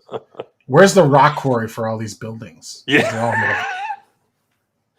I know. They went to the bottom of the San Francisco Bay and they just started. It just dredged the fuck out of the ocean. Yeah. Which, by the way, it's interesting, kind of a tangent here, but after the earthquakes that happened in San Francisco over the last 100 and some odd years, they just pushed it all into the bay. So at the bottom of the San Francisco Bay, close to the city, there's all kinds of shit that it would be better than a shipwreck. Let's put it that way. Well, there's an entire district in San Francisco is built on basically the ruins from the 1918 earthquake, right? That's where the whole World Fair site was built on, basically this loose sediment from the earthquake. Yeah. Is everyone ready for this? Here we go. Oh God. Yeah. It's an alien check, because that happened in every single episode of Star Trek: The Original Series. Every episode, It's meme Kirk, and of course it's going to be an Orion chick because that looked cool, and yeah, it's frat boy Kirk. Like he's living like not even taking Starfleet seriously at all. He's just kind of hanging out and doing this thing. Like he wants to be a captain in 3 years, but he just doesn't seem very ambitious towards his studies or anything like that. He's just screwing around all the time. What's your first pre-hindsight? Let us know. And yeah, that's the San Francisco Museum of Cranes. San Francisco Museum of 21st Century Cranes. Very good. That's why they kept the bridge up too, right? It'll be in a comic book. Yeah.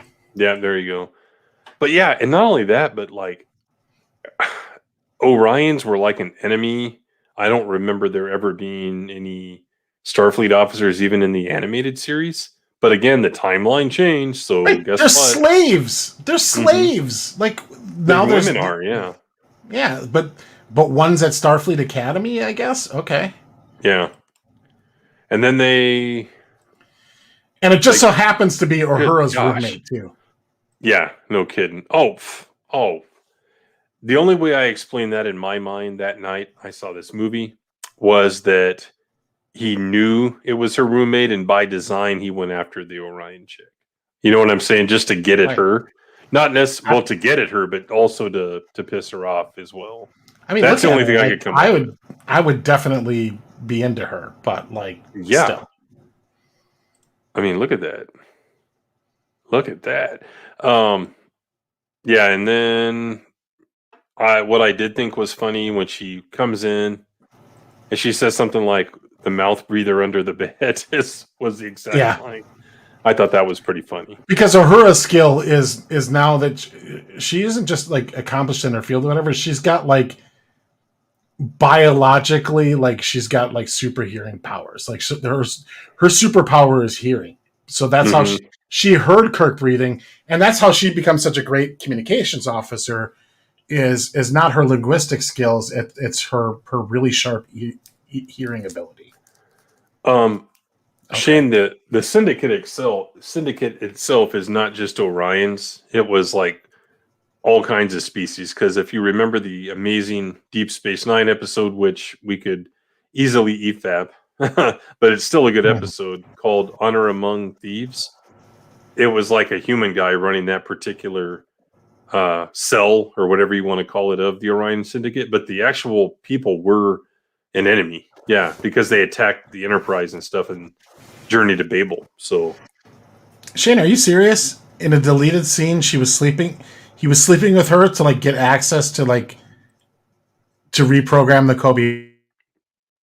Kobayashi Maru. I believe it. Wow. Okay. I believe anything. What's up, Tim?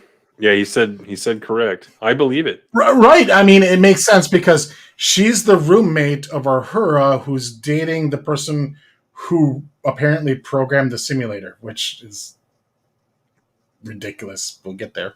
Because you know what's going on here, right? No. They are in the thing. Oh, this is they go right to the Kobayashi Maru test? Yeah, the first one, yeah. Oh, this is he's eating the apple. Yeah, he's eating the apple while he's taking the test because he's just he decides cool, man. He's so cool. He decides that he's going to ace the test by reprogramming it so basically it's possible to win. But like, and they never show this in like the original canon, the actual Kobayashi Maru test, or how Kirk actually defeated it. But it's like heavily implied that he reprogrammed the simulation so it was possible to rescue the ship. Not he reprogrammed the simulation so he walked in and hit the I win button. Yeah, and the that simulation was over. terrible. Which is basically what Kirk does here. He's just like, he's so flippant and casual, doesn't even get, like, he's not even trying to like make it like he found a way to beat the program, like he exploited us on. He's not even remotely hiding the fact that he's fucking cheated.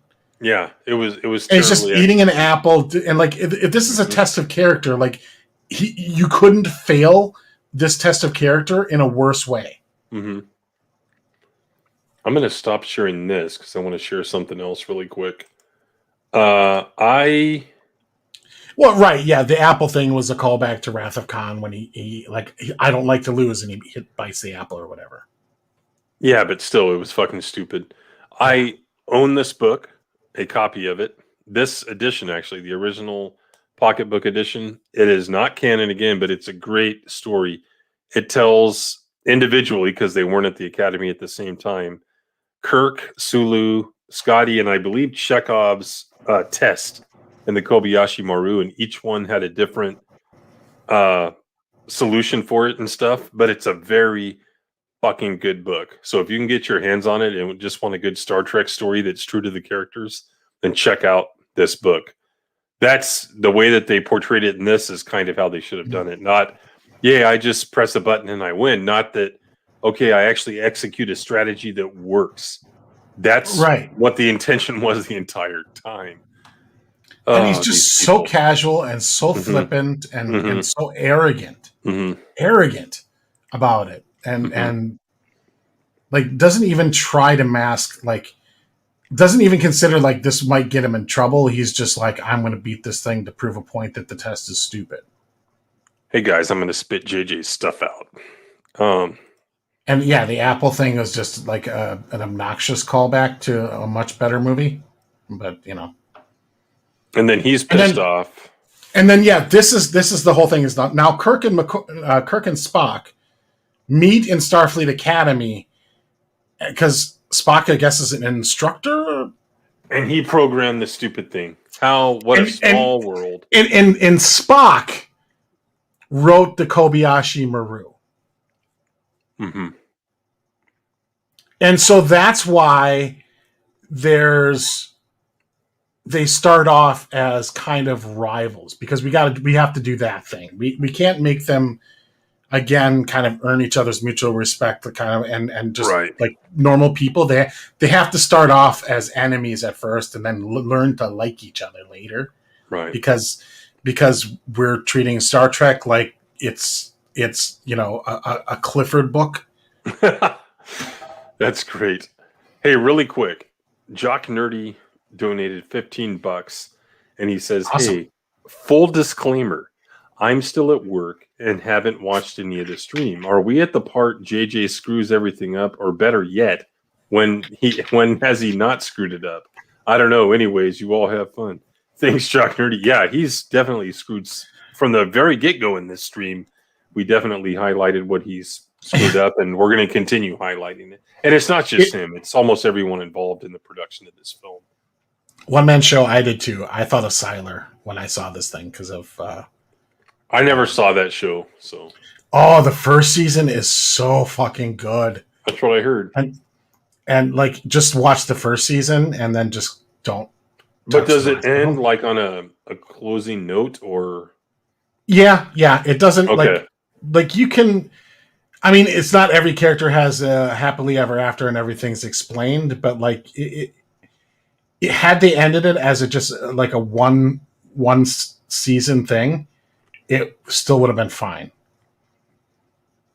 Heroes, like that first season, I didn't watch it when it came out. I ended up buying somebody really recommended to me. I'm like, and there was a sale on it or whatever. I ended up buying like the DVD set, and I lost like 3 days of my life. Because I mean, that was when like it was a season, and it was like they were hour-long episodes, and there was a ton of them. It wasn't like one of these like it's an 8 episode series. This thing was fucking long, and it took a long time to get through the season. And it was just like I couldn't stop binge watching it. It was just like next. It was great. And Rhino's that show listening. was great. Rhino's listening. Look how quick he was. Clearly, it wasn't me who recommended it. Nobody you didn't know you at the time. Well, have you ever read Rising Stars, the comic? No. I understand that Heroes is kind of lifted from that, where this asteroid hits and a bunch of people get powers. Is that what happens in Heroes? It's not really an asteroid collision, but something like a cosmic event has occurred, and that's kind of how they get their powers. It was a fascinating show. I really like the characters and like how they all kind of like started off on their own separate plot lines, and they kind of like meet up and have kind of come together to this like culminating point. And Zachary Quinto plays Siler, which is basically the chief villain in the series. What are his powers? He basically can dice, like his powers are like he can figure stuff out, how stuff works. Okay. But the way he does it is like he can like basically look at your brain and then like copy your power. So he accumulates like everybody who he basically kills them in the process, but he then like absorbs or accumulates everybo's powers. So he's like extraordinarily powerful. Yeah. Mm-hmm. Extraordinarily powerful. And his counterpoint is Pete. He does it in a different way. He just kind of naturally does it, but like I think he can only access maybe like one at a time or whatever. But like Siler basically he's immensely powerful, and like you just like, oh no, don't run into that guy because you don't want him to get that power. Gotcha. Like, could you imagine like those who watch the show, like if he ended up getting a hold of Hero and being able to like have his time powers, like Hero, Hiro, yeah. Hero. I know what you're talking about. I've seen the picture, and yeah. His character was kind of fun. Man, they really fucked him. Like they fucked every character seasons later. That sucks. Yeah, and then you got this, whatever they were, this tribunal with the, podcast microphones in front of them, judging Kirk for reprogramming the test, and he gets look at how many people are in the audience there. Yeah. I guess this is like a big deal. Yeah, it's like you got to get judged in front of your peers. Look, I love looking at extras, man. Look at these people. It's just like the other day during that trailer when we were looking. Here's our first shot of the Sith acolytes from Rise of Skywalker. Oh, yeah, kind of. She's falling asleep. She's like twisting her lip because she's bored. She's like, "What the hell is going on?" He's like, "What is that? The guy from Mad Men?" It almost looks like. Kind of. Yeah, I love looking at the background people. It's always hilarious. So yeah, he's about to get in trouble, right? And then, if I'm not mistaken, something happens. Distress call from Vulcan. Yeah, perfect timing, right? Perfect timing. And then they're like, "Oh no, everyone get to your ships! Get to your ships!" Yep, everybody to your assigned ships, because like now apparently the Enterprise is like hovering over San Francisco, or is in orbit and ready to go. So they did a lot. They did a lot of stonework in the last 3 years to finish her up.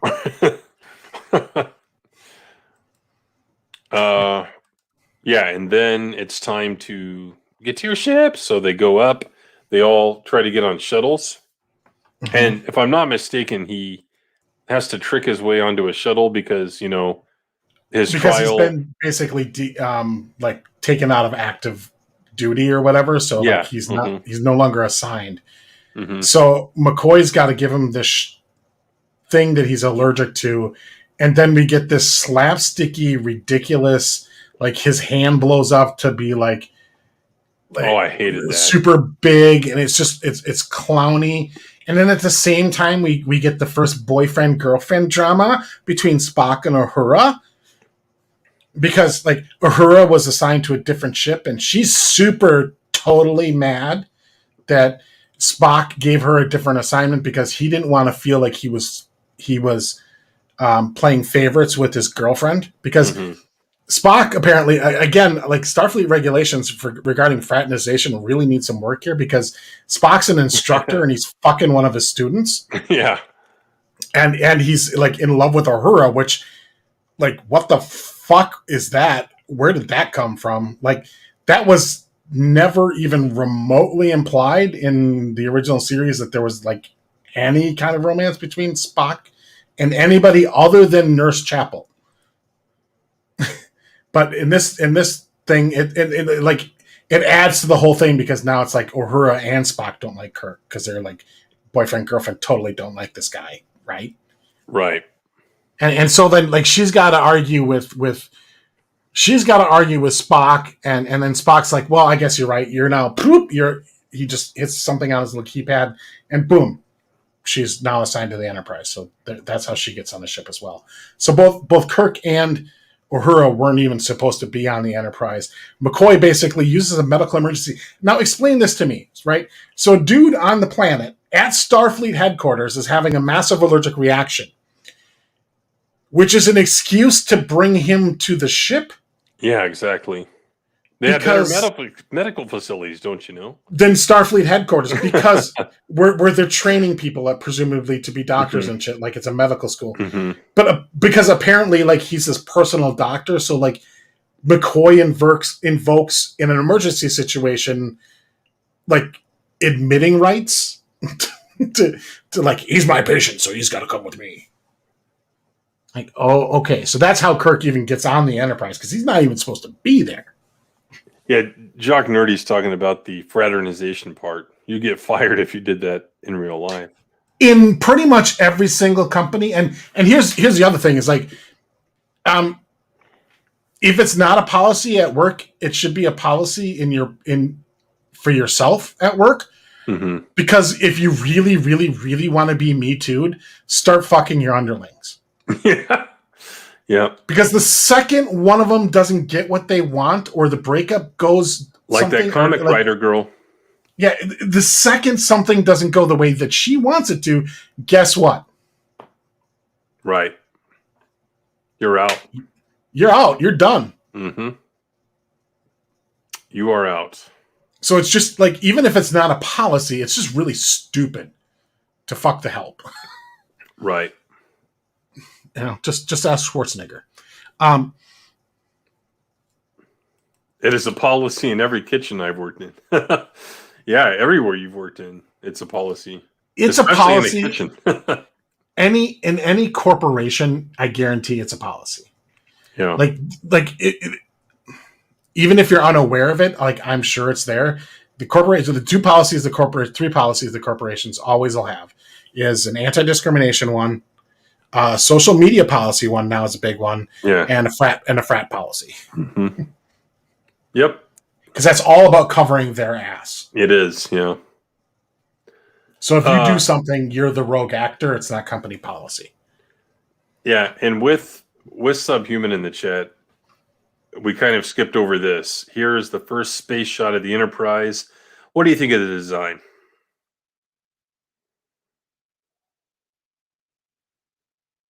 Oh, sorry. Issue with my mic. I don't like it. Me neither. I think it looks fat. I don't like the bottom piece is like not right. I hate the nacelles. The nacelles are like the weird curve instead of like like it's squashed. Like somebody took it and squeezed it narrow. Like the back end of it. Like the nacelles are supposed to be out wider than the bridge, or at least pretty damn close. You know what this looks like? It looks like you go to the store, right? And they have like this flat pack, like in a shrink wrapped thing hanging on a peg, and you take it off, you unwrap it, and you blow it up, and it's like a blow up Enterprise. You know what I mean? Just like a balloon thing, and then you close it. That's because look at the saucer section. It looks like literally you blew into it and it just got too fat. It looks dumb. I don't know how this got past the approval stage. It looks like complete shit. Well, and then like the angle on the bottom, so the bottom piece, like the engineering section, right? Like it gets way too like thin near the nacelles.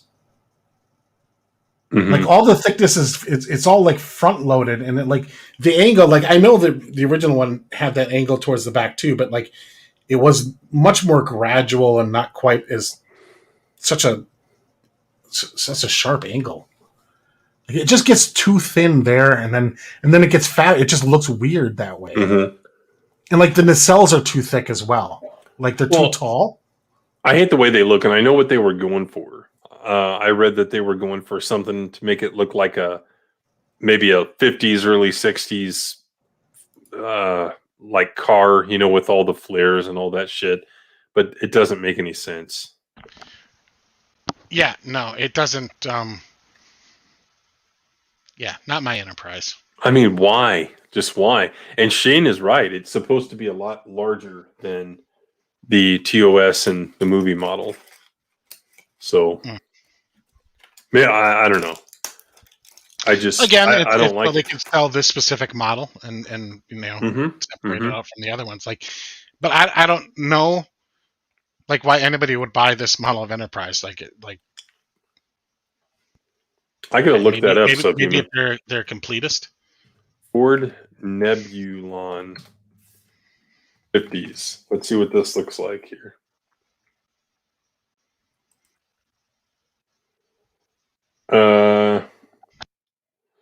Oh yeah, it's a truck. No, it's. Oh, I see what you're saying now. Yeah, it does. Yeah, I don't like it. It just doesn't. I mean, of all the possibilities they could have come up with, look, if they wanted to redesign it, great. But not this. I'm sorry. And the music. Oh no! Look, it's the Enterprise. Look, it even says it. It says 1701, guys. Oh, and they go into the hangar. Has like 30,000 shuttles in it. And then we're coming up on the part here. No, we're not coming up on the part yet. Hang on. Yep, here it is. The steampunk stuff that you were talking about. All these boiler pipes, and it looks like you're walking through. Okay, I got it. 1989 Batman, the chemical factory scene. Except with more lighting. Or it's like, is this a ship or a brewery? Mm-hmm. Yeah, there you go. Like all these pipes going everywhere and all this other stuff, and like everything else is made to look so modern, but then this is just so mechanical. Mm-hmm. Here's what I will say: if they built this way on purpose and didn't just find some plant and use it as a filming location, then I'm gonna laugh. Like, why would you purposefully use this? Well, and then like look at the sticker VF38. Like, what the fuck is VF? Like I wonder if this has got to be a location almost. Mm-hmm. VF38. I've got nothing on that. What it could stand for logically. Yeah, like so the plumbing of a ship is plasma, right? Mm-hmm. And they go through plasma conduits. I mean, this is kind of established thing. Like, and I guess if you want to rework some of that, okay. But like, this is way too far. Like, they did a little bit of it. Like I liked what they did with the Enterprise, the TV show Enterprise. They made it a little bit more mechanical because they had to go. They had to basically go, okay, we're going to do Star Trek, so we're going to go from the Enterprise era now back X amount of years, so it's got to look more. It needs to look less advanced, so we'll make it more industrial looking and less elegant. But this, like, what is like, and this is in the ship, like what decks? Where is this in the ship? Like, Yeah, they just got out of the shuttle bay, right? Because they're here, and then they're here. So yeah, it's like everything. And then this is where his hands start doing the thing. In his face, and then his tongue, and he can't talk, and like it's just dumb. Yeah, JJ humor, not a Star Trek type of moment. Mm-hmm. Then you got some other ships here, different designs. Okay, whatever. Hey, OG. What's up, Laura? It's the How are brewery you? section. Like Scotty, Scotty's not on the ship yet. No. They managed to bump into him later. Yeah. Another. Oh, and this was stupid. I hated this. Like they all go to warp, right? They all go to warp, and then I pulled the wrong lever, right? I'm Sulu and I Oh. pulled the wrong lever. Ha ha, Mhm. funny moment. And then they do go to warp. But thank God they did delay, right? Mm-hmm. Oh, and then they introduce us to Chekhov. Okay, Chekhov. He was just kind of there, you know. This actor's no longer with us, and it was tragic what happened because I genuinely liked him, but they made his character. They again. He's Mimi, and maybe not this movie, but certainly in the next one. Oh yeah. He's so jittery and timid. I don't remember Chekhov ever being that way. Like Chekhov was a little if I remember right, he was a little hot-headed. Yeah. He wasn't excuse me, and I was so nervous, and Right. he. You're right. It wasn't even a car crash. It was like his car pinned him into the garage or something. And you know what else? Yeah. Chekhov was a pimp too. Remember that one episode where? Yeah, a couple he was episodes hitting on the ladies, and Mhm. I can't picture this Anton Yeltsin guy, or no, it's not Anton Yeltsin, whatever his name is. Sorry for not remembering. Rest in peace, sir. But Yeah. it wasn't. It didn't feel like Chekhov to me. Like Chekhov wasn't that guy. It was almost like it's Chekhov. It was like, okay, it's going to be the Russian Harry Kim on cocaine. Mhm. And the Harry Kim is from Voyager. He's the Yeah, that was terrible. it didn't again, the casting was fine, but the character, too comedic, too jittery, too it's not him. That's not Chekhov. And the people that say it was Chekhov are people that probably have seen all of 3 Star Trek episodes in their entirety in their whole life, and Or their they knowledge heard his is from voice Star or Trek something. 4. Their knowledge is from Or Star that, Trek 4. yeah. The nuclear vessels joke and that stuff. Mhm. Again, it's Mimi and or they go, oh, the wig that he had to wear. Mhm. It's not based on the character. I don't remember. The only time Chekhov was like that was when he was it saved his life because he was the only one that was scared out of his wits or whatever, and that kept him from getting brainwashed or whatever in that one episode. I forget which one, but This is the most JJ shot ever. I hate these lens flares so much. Oh my gosh. yeah, I don't get why he thinks they're so good. They're so awesome looking. I don't know. He figures, well, I got to have some kind of staple, so we'll pick this. Let's go back to this. Let's go back to this. They try to be funny with this, like McCoy's following him around. He's like, I got one for that too. Like he just has all these different hypos. But let's go back to this. I really don't like, just like with Chekhov, I really don't like the way they portrayed Uhura here, because if you go back and watch TOS, did you ever get the sense that there was some kind of animosity between Kirk and Uhura? Yeah, he snapped her a few times. Remember that we noted in some episodes, just because he's in command and he's being the captain. But this personal animosity between them. It was just never there, and that's what they're doing here. And it didn't seem like Uhura. Maybe the way she looks and stuff like that, it was a good casting, but just the way they portrayed her. What do you think? I don't think he snapped at her, but he also showed like a lot of tenderness and compassion with her too. Like, when she was kind of like, "Oh no," and guard City on the Edge of Forever and things like that. He had tender moments with her as well. Mm-hmm. It wasn't like they were like some sort of rival or whatever. He's like, Kirk got snappy with a lot of people. He got snappy with Scotty. He got snappy with Bones. He's a captain. He's the boss, right? Yeah. But yeah, this idea that there was some sort of like rivalry between them, or like she didn't like him for some reason, like no, and it's based on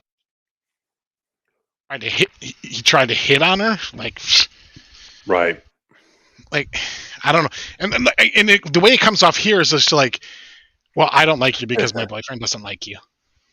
Mm-hmm. And it's exactly. Like so childish. Mm-hmm. And no one likes the lens flares in the chat. But no, and like I don't like the glass displays either. Like I'm not a big fan of that. No, they look like the Empire Strikes Back Hoth base type stuff. Right. It doesn't Star Trek for sure. It doesn't seem very practical for that kind of display on the bridge. Mm-hmm. And now we finally get to talk about the part we've been wanting to talk about. We get to talk about this stupid mining ship and its long my God. dick. Its long spiky dick that it extends, or a big turd, It's laying one of those long turds. Like, this doesn't even make sense. Like, why would you... It seems like the dumbest design you could possibly think of using, like, if you lived in the Star Trek universe, right? Or imagine yourself designing a ship for the purpose of mining a mineral or an ore on some planet. Like, this is the last design you would ever fucking think of. Mm-hmm. This weird, like, lowering thing. And like, the whole idea that you need to do this to, like, put the red matter into the core of the planet, be like, if the red matter causes a singularity, like, can't you just like do that from orbit, and won't the singularity still rip the planet apart anyway? Like, why do you have to plant it like dead center in the middle of the planet? Like that whole thing is beyond stupid. But the ship design itself, this tentacle looking thing, this is very much what reminds me of Nemesis. Like, what is the purpose of the ship? Like, what is the practicality of designing a mining ship to do that? Like, what purpose does all these like tentacle things that look claw-ish, other than it looks cool? Like, what practical purpose why would you design a mining ship to look like that? Right. Because like Romulan bird of preys are in like TNG and that era are pretty elegant looking ships. Yeah, they are. They have these cool sweeping curves, and like they're menacing but simple and practical. Like, what design function does all these things have? And even if it's from the future, why does a mining ship even if it's from the future, is able to so easily outgun all the ships in this era? Like, did Romulans arm their mining ships to the fucking teeth? Like, why does a mining vessel have like super military grade shielding and armaments? I think someone wrote it for him. I think in the stupid prequel comic that, if I'm not mistaken, was a Next Generation comic book by IDW. I think they explained that shithead, whatever his name is, Nero, like outfitted it militarily on purpose or whatever. So again, not in the movie. You just have to assume that, it's just this really cool, powerful, wicked-looking ship. So after the destruction of the Romulan home planet system, right? Mm-hmm. Because the star went supernova, he was able to, like, with the destruction of like the entire infrastructure of the Romulan Star Empire, or the central infrastructure, completely obliterated. He was able to still go and find and be able to retrofit his mining vessel with all these armaments. How? Like, then why aren't there like 100 of these ships out there if it's so easy to do? Is just add a bunch of torpedo launchers to your ship. Like, why doesn't every ship have 100 torpedo launchers? Right. Exactly. Like in 1,000 phaser banks and engines capable of powering them all. If it's just like, oh, he went around and he went to the local merchant and bought an upgrade.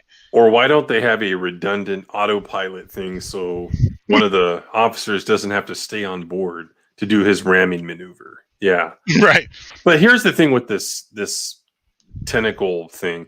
Like, okay, I'm sitting here trying to think, why would you need that? Maybe there's a hostile environment that you don't want the ship to go into, but then I'm like, well, you have shields. Then also Vulcan doesn't have that. Why would you need? I can't imagine a situation. It's a waste of material. Like, that thing's coiled up, right? How much material is that inside of the ship? How much space does it take up? Why wouldn't you just fly closer to the point you're mining? I don't get it. It seems very contrived and just other.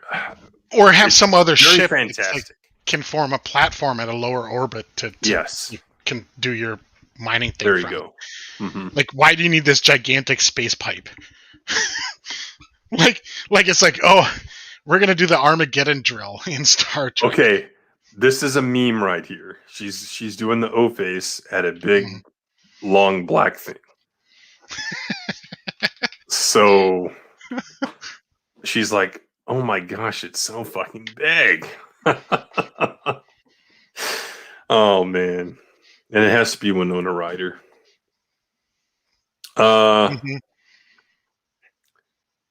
Looks like they're at Vasquez Rocks. Right. Let's see. Back on the Enterprise, they're running through the corridors, and it's always got to be at angles too. Like, you gotta tilt the camera to the side so it looks cool. Yeah. Oh, it's so disorienting, man. Like, go back to that picture. Wait, which one? Yeah. Well, because that's the style when they're going down the corridor. One before that, I think. Although, yeah, I know which one. Yeah, this one. Let's see, like this weird. We're gonna have. Right, we're gonna have the camera at their shin height, and it's gonna be tilted at the sign because like that just makes it more dramatic that they're running through there. Like, it's another kind of JJ. As I mean, it's a new ship, so I mean, kudos to the well polished floors. That's what they needed all the stone for. Yeah, they were mining for the granite floors of the decks of the Enterprise. Well, it's kind of like when on the old wooden ships they would take the stones and scrub the deck and stuff. You know, that's what they needed. Yeah. Because this is a huge ship, and if you count every deck, how many square feet are it? You know, it needed that old canyon to create scrubbing stones out of. Yeah. Let's see. So, what the fuck are we gonna do? Did we miss that turbo lift scene with Uhura and Spock already? You already talked about it, but we're okay. Well, was that the turbo lift scene? Yeah, when she it's like, oh, are you okay? No, that's after the other thing happened. No, that's after. We haven't gotten there yet. Yeah. And this is what warp looks like, right? Mm-hmm. Wrong. It doesn't look that way. Yeah, it looks like you're going down a fiber optic cable. It looks like what JJ had hyperspace look like in the Disney trilogy in Star Wars. Yeah, so back to this. So what happens? They try to have a comedy moment where Sulu pulls the wrong lever, and the rest of the fleet goes to warp, and I pulled the wrong one, and are you sure you know what you're doing? Yeah, here's the right one. Boom, and then the battle's already over. I don't know if he was going for like a time dilation type thing or what, but that's just not how. He didn't give it any thought. JJ doesn't. When JJ makes a movie, he does not factor in time and travel time in anything. And you see it in this. You definitely see it in Force Awakens, and then Shane Nolan. Yep. Mm-hmm. You really, really see it in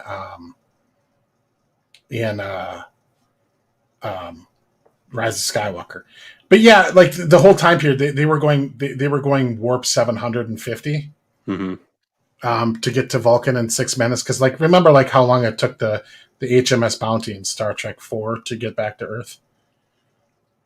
Like it isn't just like zoop and you're there. Well, and you really couldn't tell the passage of time. Right here, they're still sitting right where they're sitting. Right. This really they instantaneously like. He treats hyperspace and everything as like an instantaneous wormhole, and he does it with Star Wars as well. By missing the battle, they were trying to cut the budget on special effects. That might have been part of it. Like JJ saved some money. JJ I have an idea. I don't think JJ factors budget in anything he does. Like the cost of this movie was through the roof.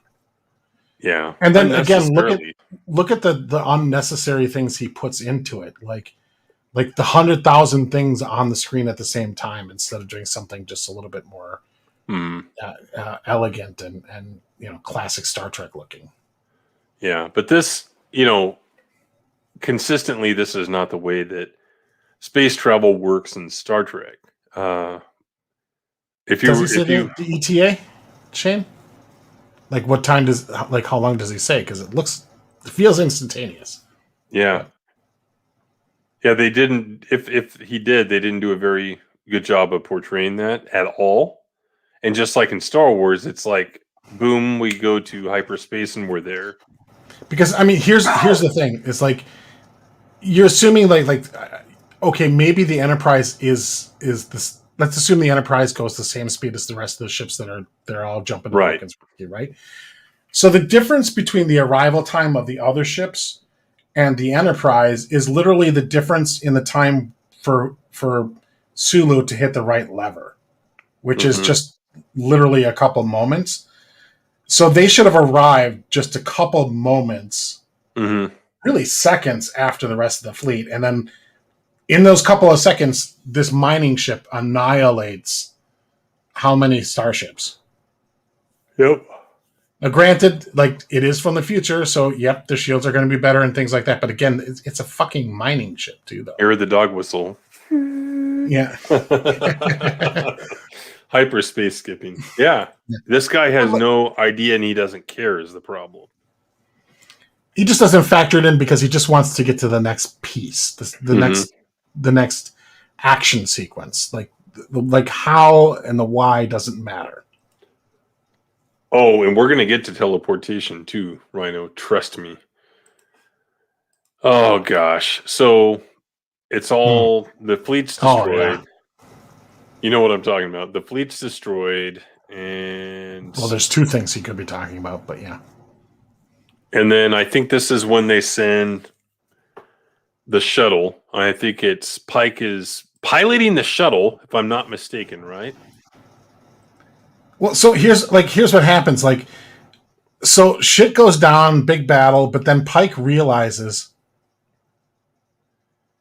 that's a good point pre-hindsight, yeah.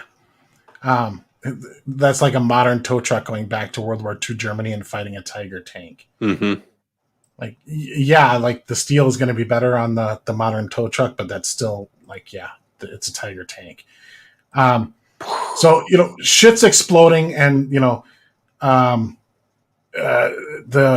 sickbay gets wrecked and the doctor, the chief medical officer, dies. So then McCoy basically becomes chief medical officer through the death of his superior officer.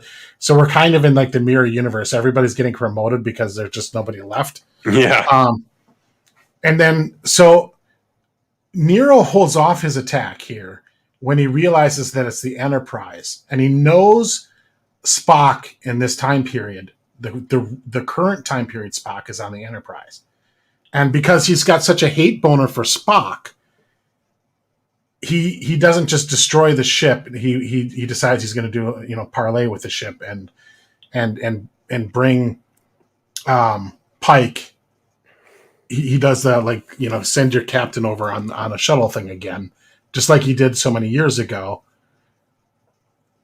But I think in the meantime, wasn't it like, I think we missed a scene where Kirk realizes with Uhura or something, that because Uhura at some point like was talking or made reference to, this mystery ship destroyed a bunch of Klingon vessels, and like Kirk puts it all together with his recollection of what happened with his dad's ship and realizes the Enterprise is walking into a trap, and then that's how he ends up on the bridge or whatever. Because he's not even supposed to basically be there. But then Pike is like, all right, I'm going to go over there. Kirk, you're with me. And they go on the shuttle over to the ship. Right. And then you've got Spock in command of the Enterprise. You've got Nero here with his camera on like fish lens mode. And I guess you can't correct it. This is where he does that. Get Nero a selfie stick, line. Man. Yeah, there you go. I'm Nero. Oh, I couldn't stand that line. But if I'm not mistaken, Pike is the one piloting the shuttle.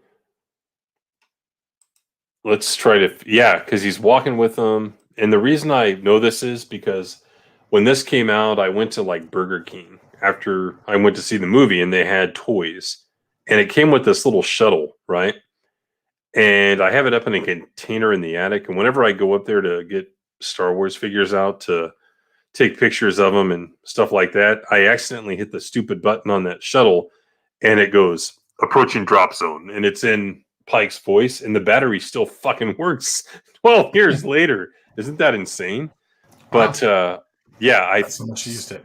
Yeah, I might be conflating some of the plot here, but like I think they come up with this whole thing where like they're going to this one random dude and Sulu and Kirk are going to play parachute to the platform while he's on his way with the shuttle to Nero's ship, right? Yeah, that's what it was. Yeah. Yeah. But he sees them off first, and that's why on that toy, right? Yeah. I heard his voice. I think you're right. All right, so that's the end of that chapter. Let's see. We're going into chapter 7, bombing the drilling rig. Drilling rig. Let's see. Yeah, the big space dick. Long and skinny, baby.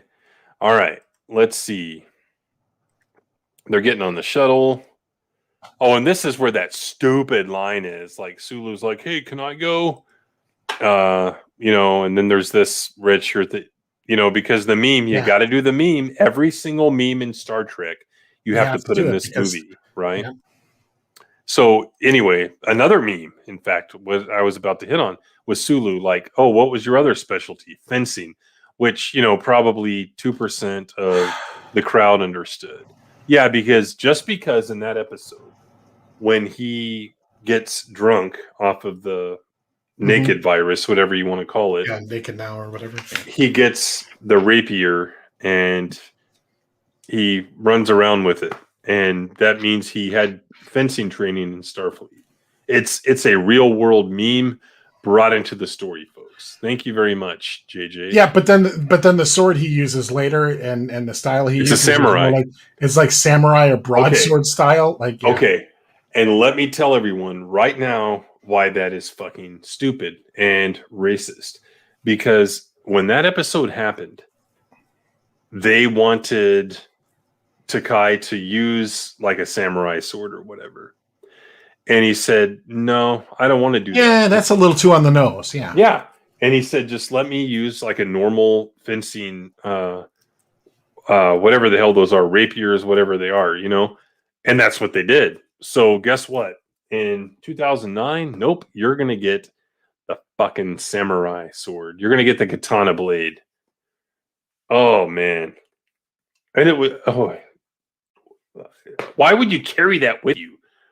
Do you ever remember Sulu having like a scabbard on, on his belt and he had his sword ready to go? It makes no sense. They were just trying to be cool is all it was. Trying to have a reference that no one gave a fuck about. Like, right? Why would you carry that and not like a spare phaser?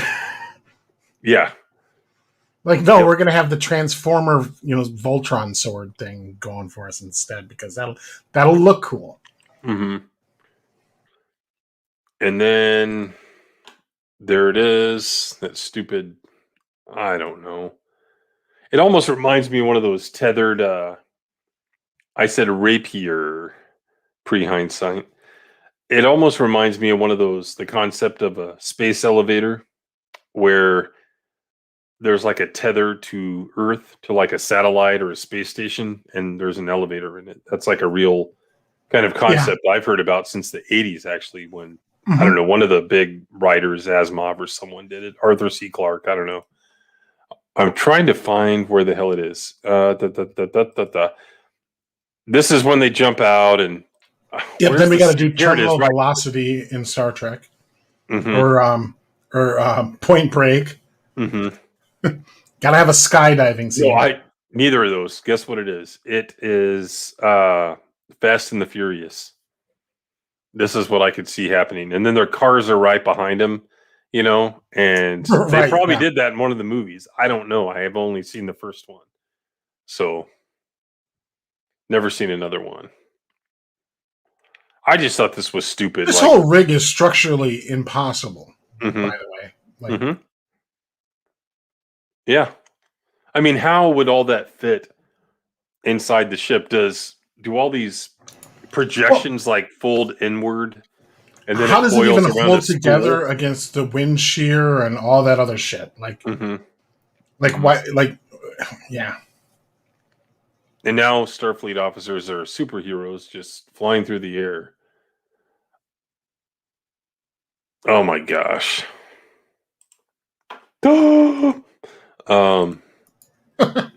Then they project their chutes or their Yeah, they have Parachutes. parachutes. They don't have like retro rockets or anything like that, man. or boots, right? They don't have the rocket Right, boots. magnetic boots or like, yeah.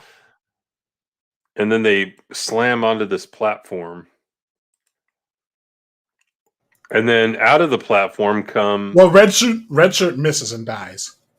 That's right. hmm He gets Then out of lasered. this hatch come Romulan soldiers, because I guess Nero has this. How long would this thing have to be? Like 50 miles long or something, right? Yeah, They, I don't they, know. they were in a pretty low orbit, but 200 miles. And out of all that length, that hatch is where he had troops, because he can't have that many guys and gals. Mhm. But is this the very bottom though? Yeah. Well, maybe that explains why that's where they were. This is like the big laser head that's Mhm. somehow being supported and suspended by that flimsy fucking structure Mhm. stick. Yeah. Mhm. Look at, like, imagine what the weight of that thing is. Mhm. Here's the sword scene. Oh yeah, because that guy pulls a sword out and he's like, "Well, it's a good thing I have my sword too." Where's your phaser? Right, yeah. I think he dropped it or something. Yeah, this stupid fight ensues. And ultimately, if I'm not mistaken, they wind up failing.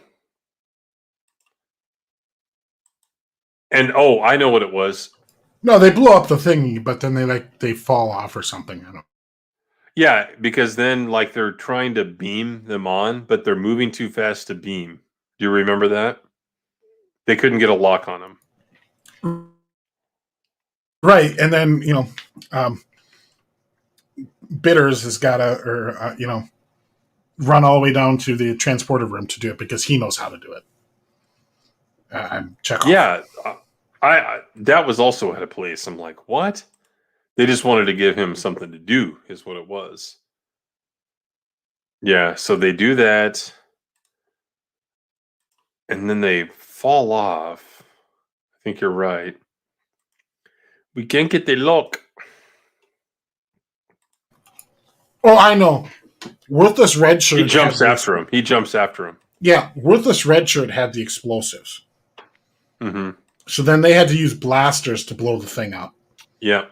And then that's how Phasers, they had to jump. Yeah, phasers. And then they had to jump off when it blew up. See that face right there? From Star Trek Beyond, that's what it looks like when his husband is behind him. Let's see here. And somehow it's a dumb scene because, they're moving too fast to get a lock. And then somehow, look, they finally get him, right?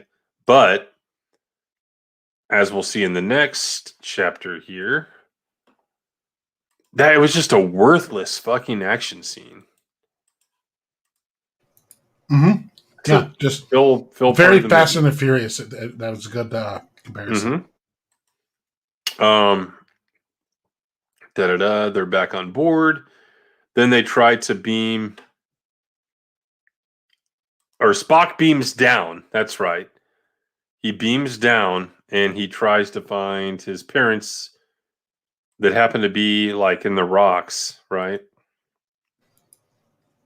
Yeah, the idea, this Vulcan, this highly advanced scientific culture, their emergency bunker for all their top leadership is some cave.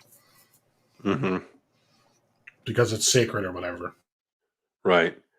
Yeah, it is a dumb movie check. I mean, once you really look at it like we are. So he beams down and what happens? Like only one can beam back or some shit. No, like a couple survive, but what happens is like just before they like get a lock on Nami, the cliff falls. The cliff falls and they miss transporting her. So then Spock sees her kind of go bye-bye. Mm-hmm. It's like, Mom. Here it is. So tell me why this is illogical. That's not how black holes work. Yeah, black holes wouldn't like slowly swallow up a piece of the planet and do this dramatic thing like that. There's just a million reasons why it doesn't work. I don't know why you had to drill it like I said earlier, like why you had to put it in the middle of the planet anyway. Right. It seems to me that you could open up the black hole, like you could dig like a 6-foot hole and it'd still have the same effect. Yeah.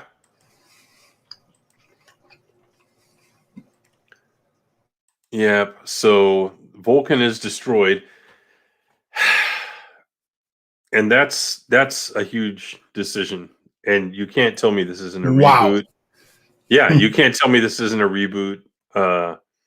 It's an alternate universe. He just destroyed Vulcan, like one of the founding members of the Federation, right?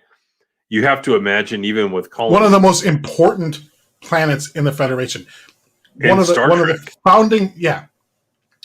founding members of the Federation, along with Earth and the Antares and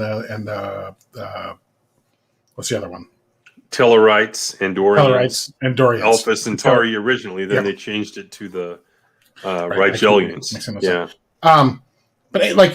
But not only were they a founding member, they played a pivotal political and scientific role for like all of Star Trek. Like this is like catastrophic for like one of the founding planets to just get so easily just kind of like poofed out of existence. And this just to make Spock have the SADs. Yeah. Mm-hmm. And the fact that JJ can't make a movie without blowing a planet up. Yeah. Yeah, that's a good point. But that's his go-to. Like some planet's going to have to die. Some planet is going to have to die. So this is just, he destroyed an entire critical race in the Federation. Oh, me say critical race.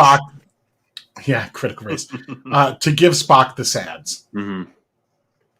And you have to imagine with colonies and all that at least 60% of the Vulcan population in the galaxy, and that's probably a conservative estimate, is gone. And they're Vulcans. Like, come on. I think Spock at the end of the movie says there's like 10,000 remaining Vulcans left. Oh, you're probably right. 10,000. Yes. And then this happens on the turbo lift where she comforts him. Funerals are an aphrodisiac. I don't know. I didn't like this relationship. There was no basis for it from the original series. I don't know. Just, it was pointless. Well, we got to add some relationships. What traits do each of them have that would be attractive to each other? Mm-hmm. Yeah, unless Spock likes him thick. I mean, you know. I don't know. It was never a thing, so why now? Even if you have an explanation that, oh, the timeline changed, but why this? Of all things. Why even have to have him involved in anything like that? They could have... So they can have the bickering. I mean, they use it in the second movie, too. It's just they need... Oh, it's so fucking annoying, too. This fucking third, fourth, fifth grade like level romance, bickering, drama shit. Mm-hmm. Because JJ can't write for adults. Yes. Got to repopulate the species. Yeah, but, you know, the kid would be, what, 1/4 Vulcan? So...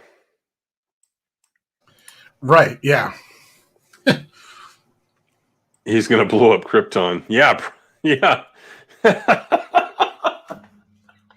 Well, yeah, you know, you're right. Superman's going to have Krypton. He's going to we're going to see Krypton blow up again in the movies because... I'll find a way to do it twice. Yeah. Oh, that's good. It'll be lens flare. Yeah. What he'll do is he'll go back to like the Christopher Reeves era looking Krypton with like all the crystal shards, and like imagine how many lens flares those fuckers cast off. Yeah.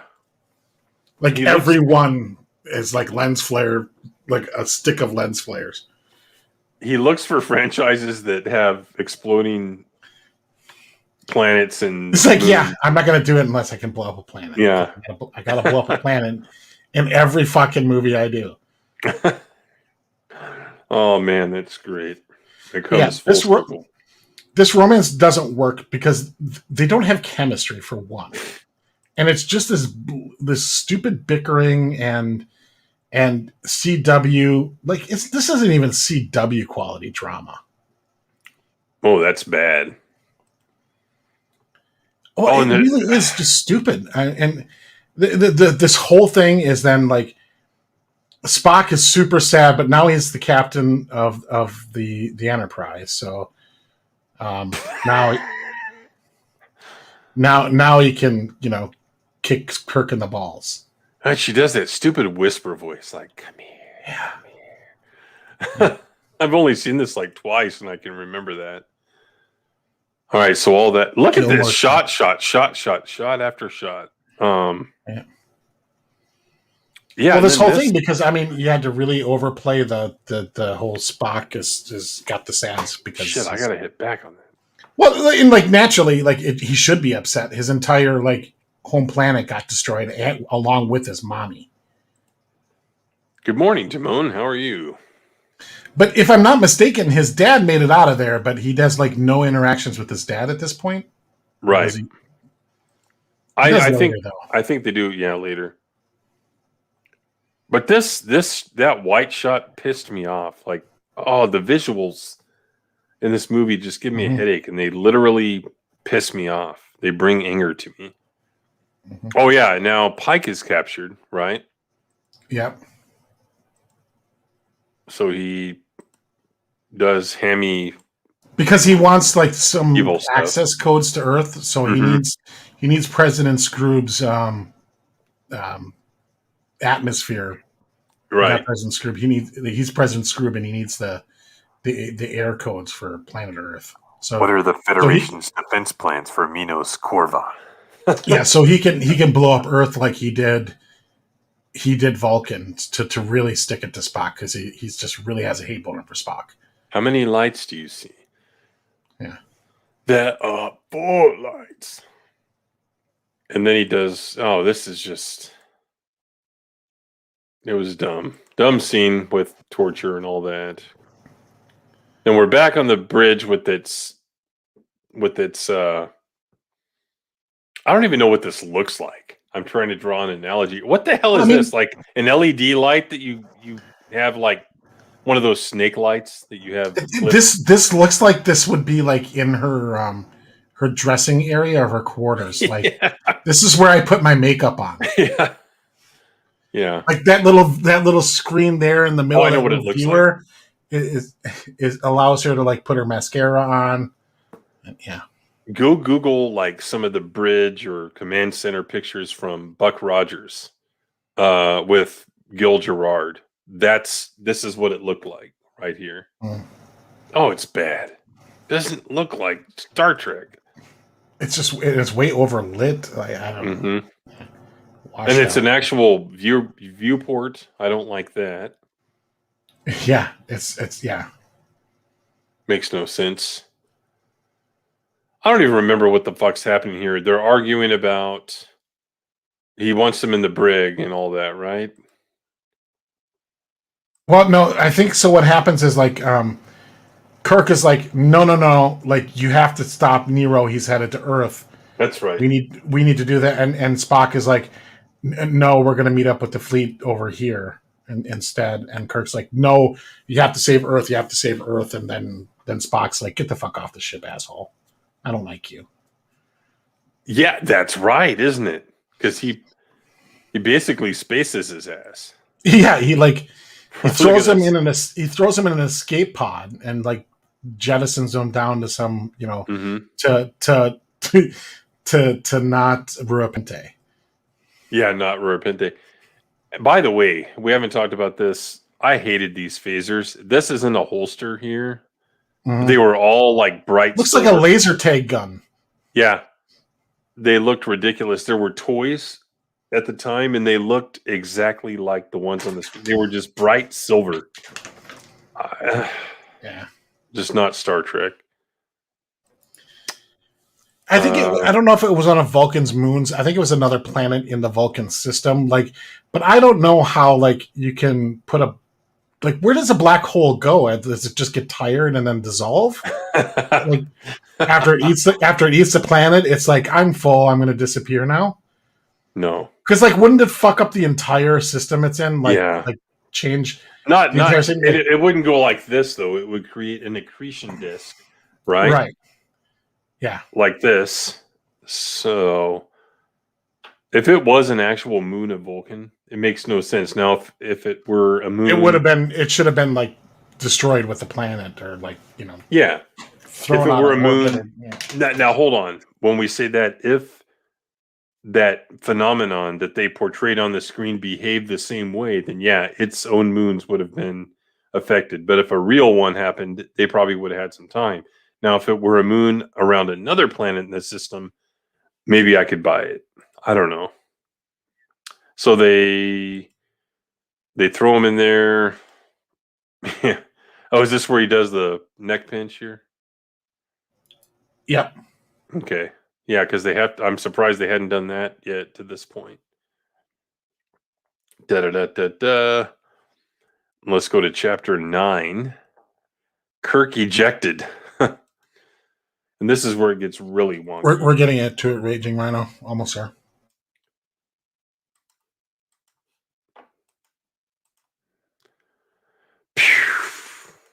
Yeah, it shoots off right from where they shot off his coffin in the Wrath of Khan. That little aperture above the deflector dish. Mm-hmm. Let's see. It's just him.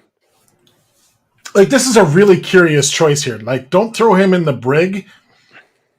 Like, literally throw him, like, nobody questioned that order. I'd be like, you're gonna, like, exile him to an ice planet that Unless he had some fears that he would try to, persuade the crew to take his side. I could see that, I guess. put him in a coma or something. Like, this is a weird punishment here. Mm-hmm. And also extremely convenient. Mm-hmm. Yeah, and kind of inhumane. He could have died, conceivably. Right. If he landed like just a few extra miles away from this hole in the wall, like pointless starbase of nothingness. Oh yeah, and we have to have a monster attack, right?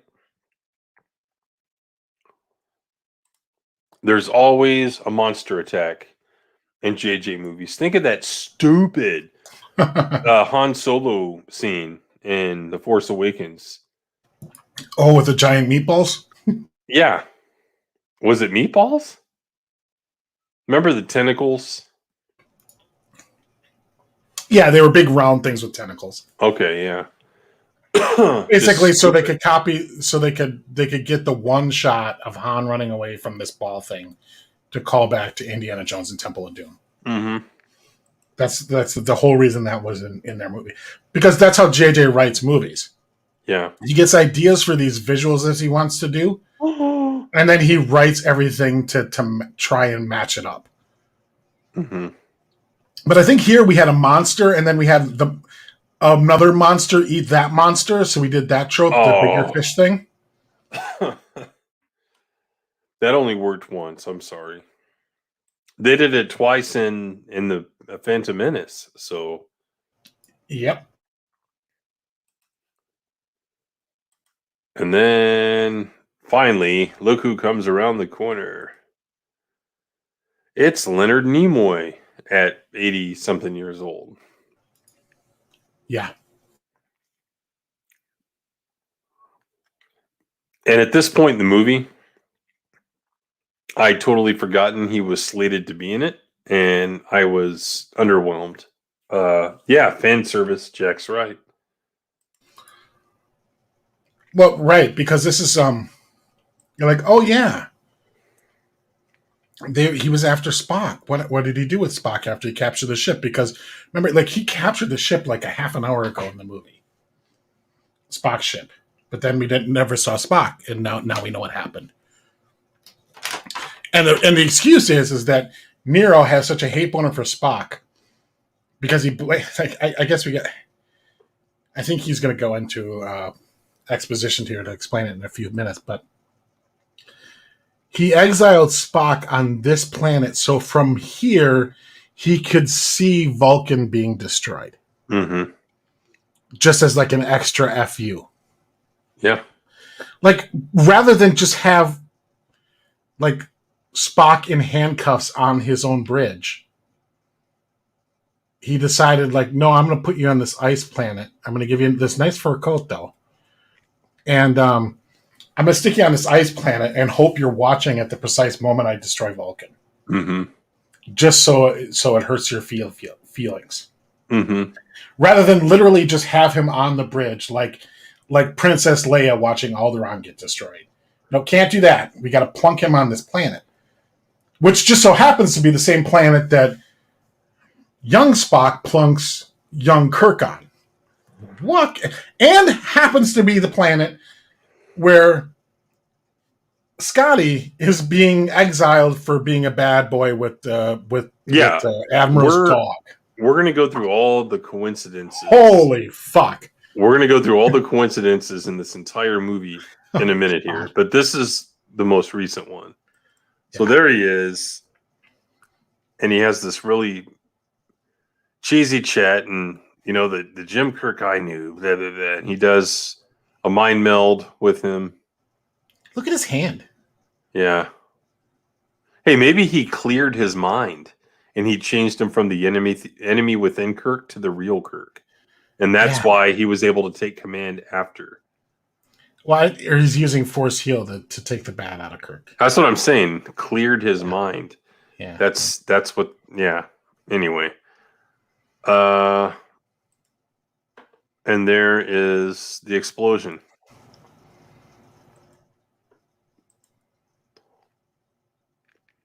You've got Tuvok there. Tuvok and underground. Don't stop for hose. We get around. What are these shots? I don't Is know. this where he's going through and explaining what happened? Yeah. Oh gosh, exposition. Holy exposition, Batman. So yeah, That we was get the really whole bad. we get the whole backstory why Nero's all pissy in the first place. Mm-hmm. And just to run it down, basically, is like, okay, so a natural phenomenon was occurring within the star in the Romulan home system. Yep. And Spock, being the nice guy that he is, Ambassador Spock, this by himself and in his ship by himself, Yep. said, "Don't worry about it, Ramis. I got you. I'm going to use this red matter shit, and I'm not going to stop the star from exploding, but I'm going to create an artificial black hole that's going to absorb the shock Mm-hmm. of the star exploding. So your planets will be fine. I mean, you still won't have a sun, so you're still fucked, but you won't go boom, I guess." Yeah. So Spock gets all this red matter and his little jellyfish, like, which basically is like a little kid's like Happy Meal bath toy looking ship, right? He gets his red blob of red matter, bullshit, and he's on his way to go save the day, and oops, the star exploded early.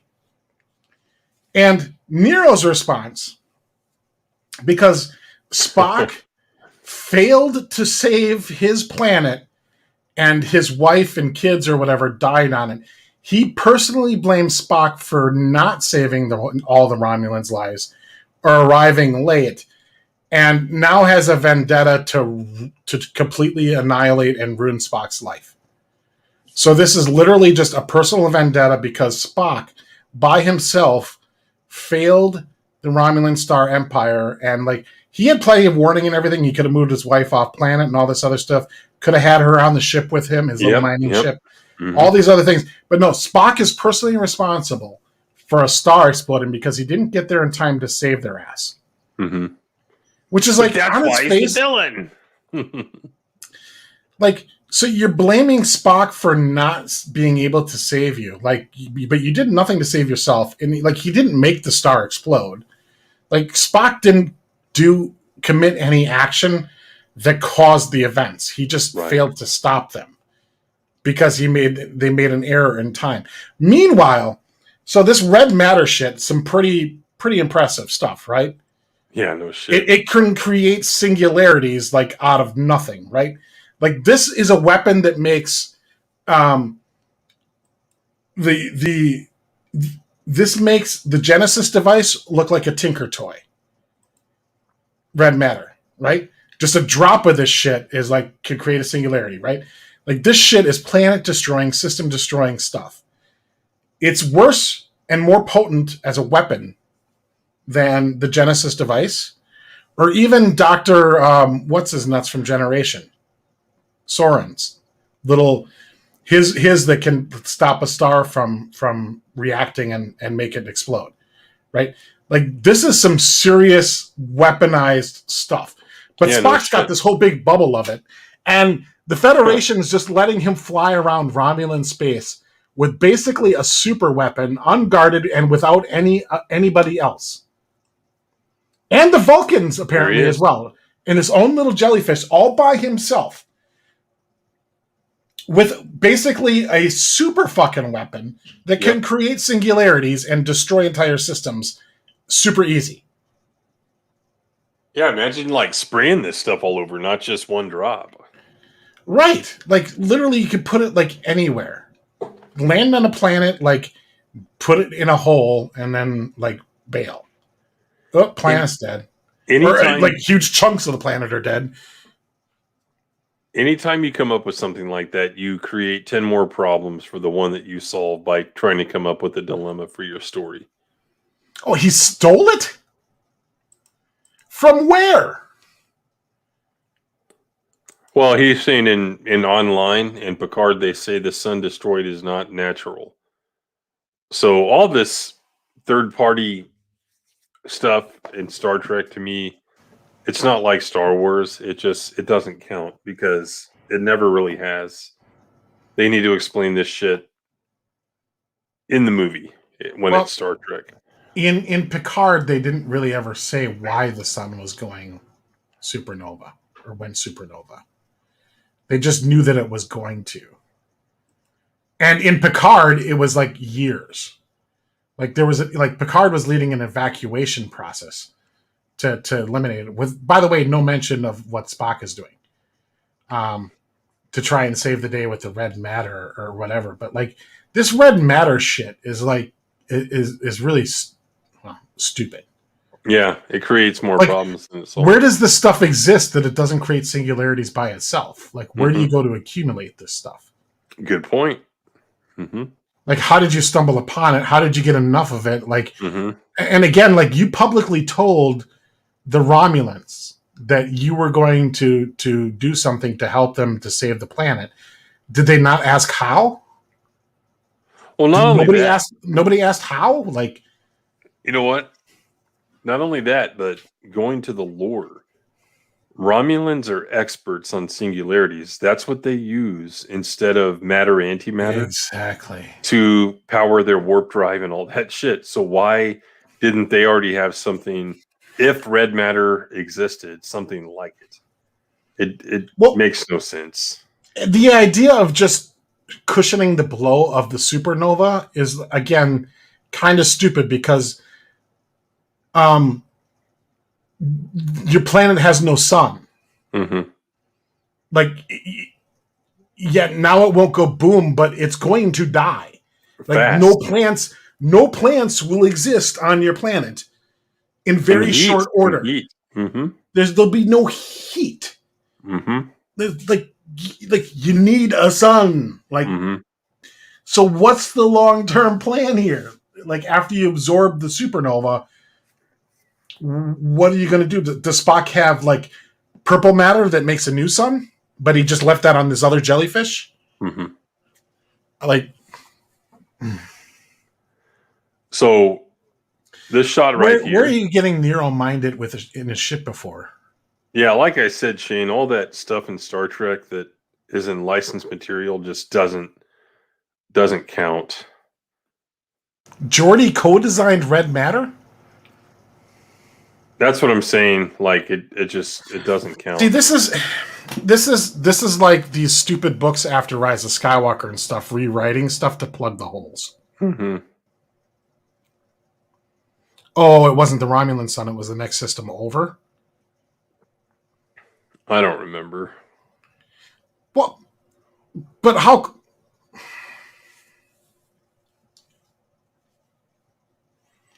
Yeah, Countdown is not canon. I know people thought it was when it came out, but Star Trek, the only thing in Star Trek that's canon are the films and the TV series. It's just the way it is.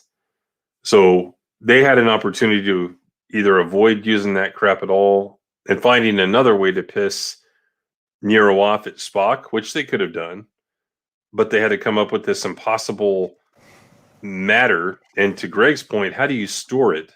What could block a singularity from occurring? Well, some magnetic field, maybe. Like you could come up with some like how do you stop antimatter, I guess. But like writing stuff after the fact or even before the fact to justify these weird things and then not putting it in the movie, like I'm sorry, it just doesn't, like throwing it in a Star Trek comic, like how many people are reading Star Trek comics? Well, not only that, but if the next star over, let's say it's close and it's like a light year away, right? Let's say it's a light year away and it goes supernova. It's traveling at the speed of light, right? So don't you have like at least a year to evacuate? Or am I Yeah. missing something? Very, very, very true. Okay. Like, well, I don't know. Like, yeah, I presume that like the energy and matter like expelled by a star going a supernova wouldn't exceed the speed of light, Right. because there's like so, and systems are going to be way more than 1 light year apart, right? Pretty close. Like I think Proxima isn't too far away from us, honestly. All right, let's look that up. But there are even closer ones, you know, it just depends on in our part of the galaxy though, yeah, you're right. They're not going to be any closer than a few light years. I think Proxima is 3. That's around 3. That's my guess. If from memory. Did you find it? From Earth to Proxima B.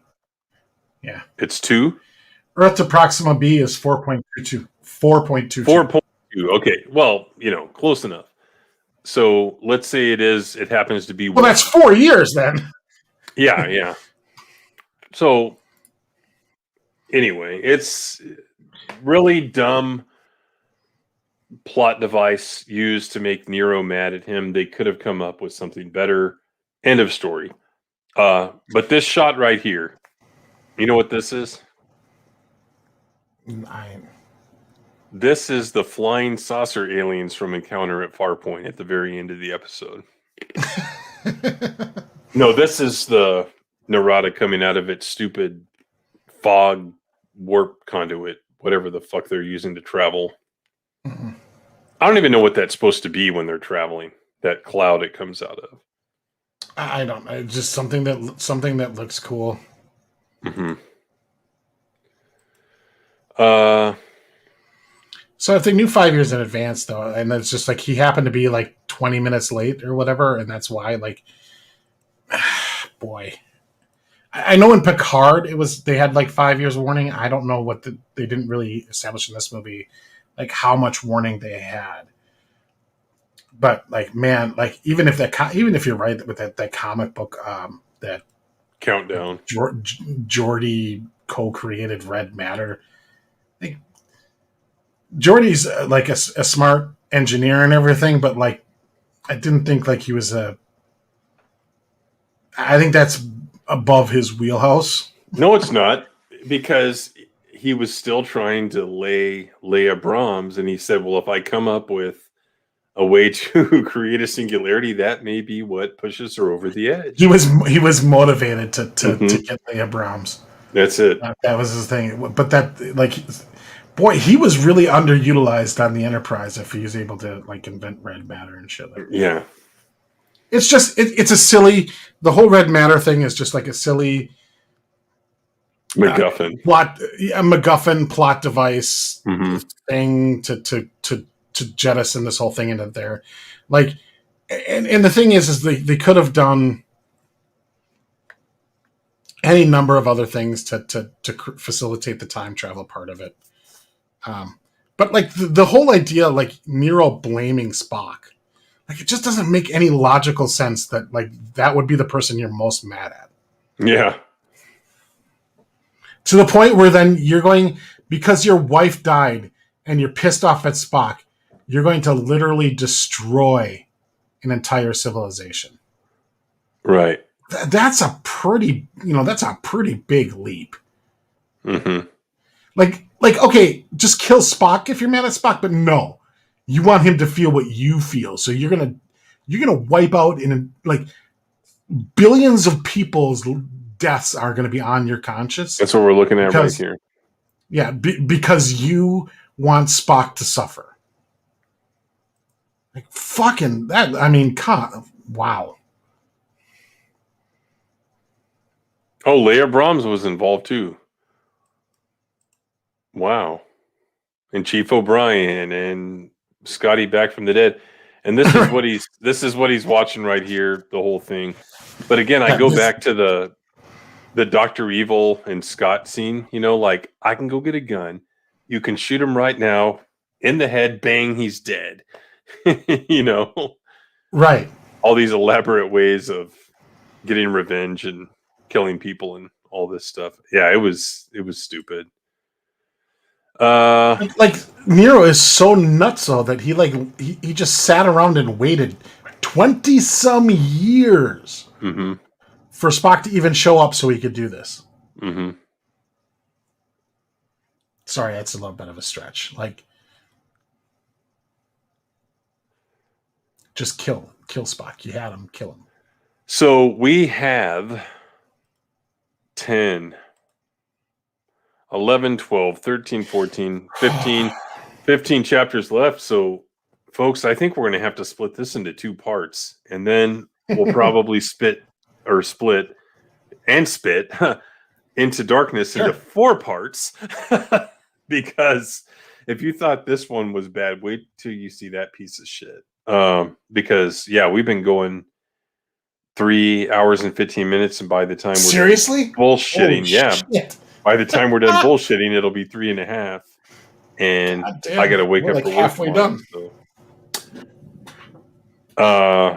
Yeah, that was great. So we'll pick back up with what's the next chapter? McCoy and Spock talk. So I think this is where he kind of yells at him and stuff. Is what? McCoy and Spock talk. Oh, yeah. So that's what's next. But yeah, let's take a few more comments here. And no, I got to go to work in the morning, dude. So I got to get to bed. Plus, I'm still a little bit sick. I feel a lot better, as you can tell by my voice, but I'm still coughing a little bit, and I got a snibble going on. But at least I don't have a sore throat like I did Friday. I don't know how I made it through that day because I did a 2.5 hour commentary on Star Wars Episode 4: A New Hope. Then I did how many hours did we go on the celebration for? At least 4. 5, I think. 1 to something. Yeah. Whew. So I did that. I took a break. Then I did the spacing for very short, probably 2.5. And yeah, so that's what happened. So anyway, I'm feeling better, but I got to go to bed so I can wake up in about, from right now, about 6 hours. And I'm trying to get a little bit more sleep than I normally do. I'm a trooper. Yeah, I'm just not a red shirt. It's a big oaf like they had in this show, which none of the red shirts were like. What was Shane saying? In deleted scenes, Nero was captured by the Klingons and put in. I've always wanted to see those deleted scenes. So he was captured by the Klingons in the past, and after he went back. Yeah, something like because that. I know there's lines about him destroying a Klingon fleet, Mm-hmm. or a bunch of Klingon ships anyway. Yeah, there are scenes. I know that they exist. Like, But again, why weren't they in the movie? Like, and then how did he get captured in the first place? mm-hmm. Yeah, just not a good. Because they make his ship out to be like invincible, practically. Yeah, not a good tale here. The way that they put it all together. If they had all these deleted scenes, they could have brought them together and gotten rid of some of the stuff they did show and had a better and more coherent narrative. That's all I'm going to say. Destroyed 47 Klingon ships. Nice. 47, the magic number. That's 37. Yeah, 20 years of not trying to save his planet. Yeah. Good point. Oh, yeah, the Kelvin crash damaged the ship. That's right. Yeah. Yeah, it did. It didn't destroy it, but it damaged it. An advanced ship from the future is captured by a towboat. But yeah, we will pick this back up probably on Sunday or Monday next week. Just depends. But tomorrow night, I guess we'll be back for the Orville. Haven't set the stream up yet, but it's a weird long weekend. So it's kind of caught me off guard because I keep feeling like it's Sunday and it's not Sunday. So we'll do that. And again, Greg will be on the spacing this Friday. We're going to talk all kinds of fun stuff. So definitely be there for that. And if you're interested in the Orville at all, we have really fun breaking down the episodes like we are here now. But I think these next two will be a little bit better than the ones we've seen so far in our watch. Oh, I hated the last We'll two. see. But Yeah, I think you'll like them a little bit more, but there's still going to be some stuff that we question. I guarantee it because I did the first time that I saw them. I want to say thanks to Jock Nerdy, Pastor G, and Melissa Lord for the donations. Appreciate it very much. And everyone, thank you for being here on a Monday night. We had a pretty good crowd. I can't thank you enough. We love and cherish you all. And we will see you hopefully tomorrow night. Have a great one.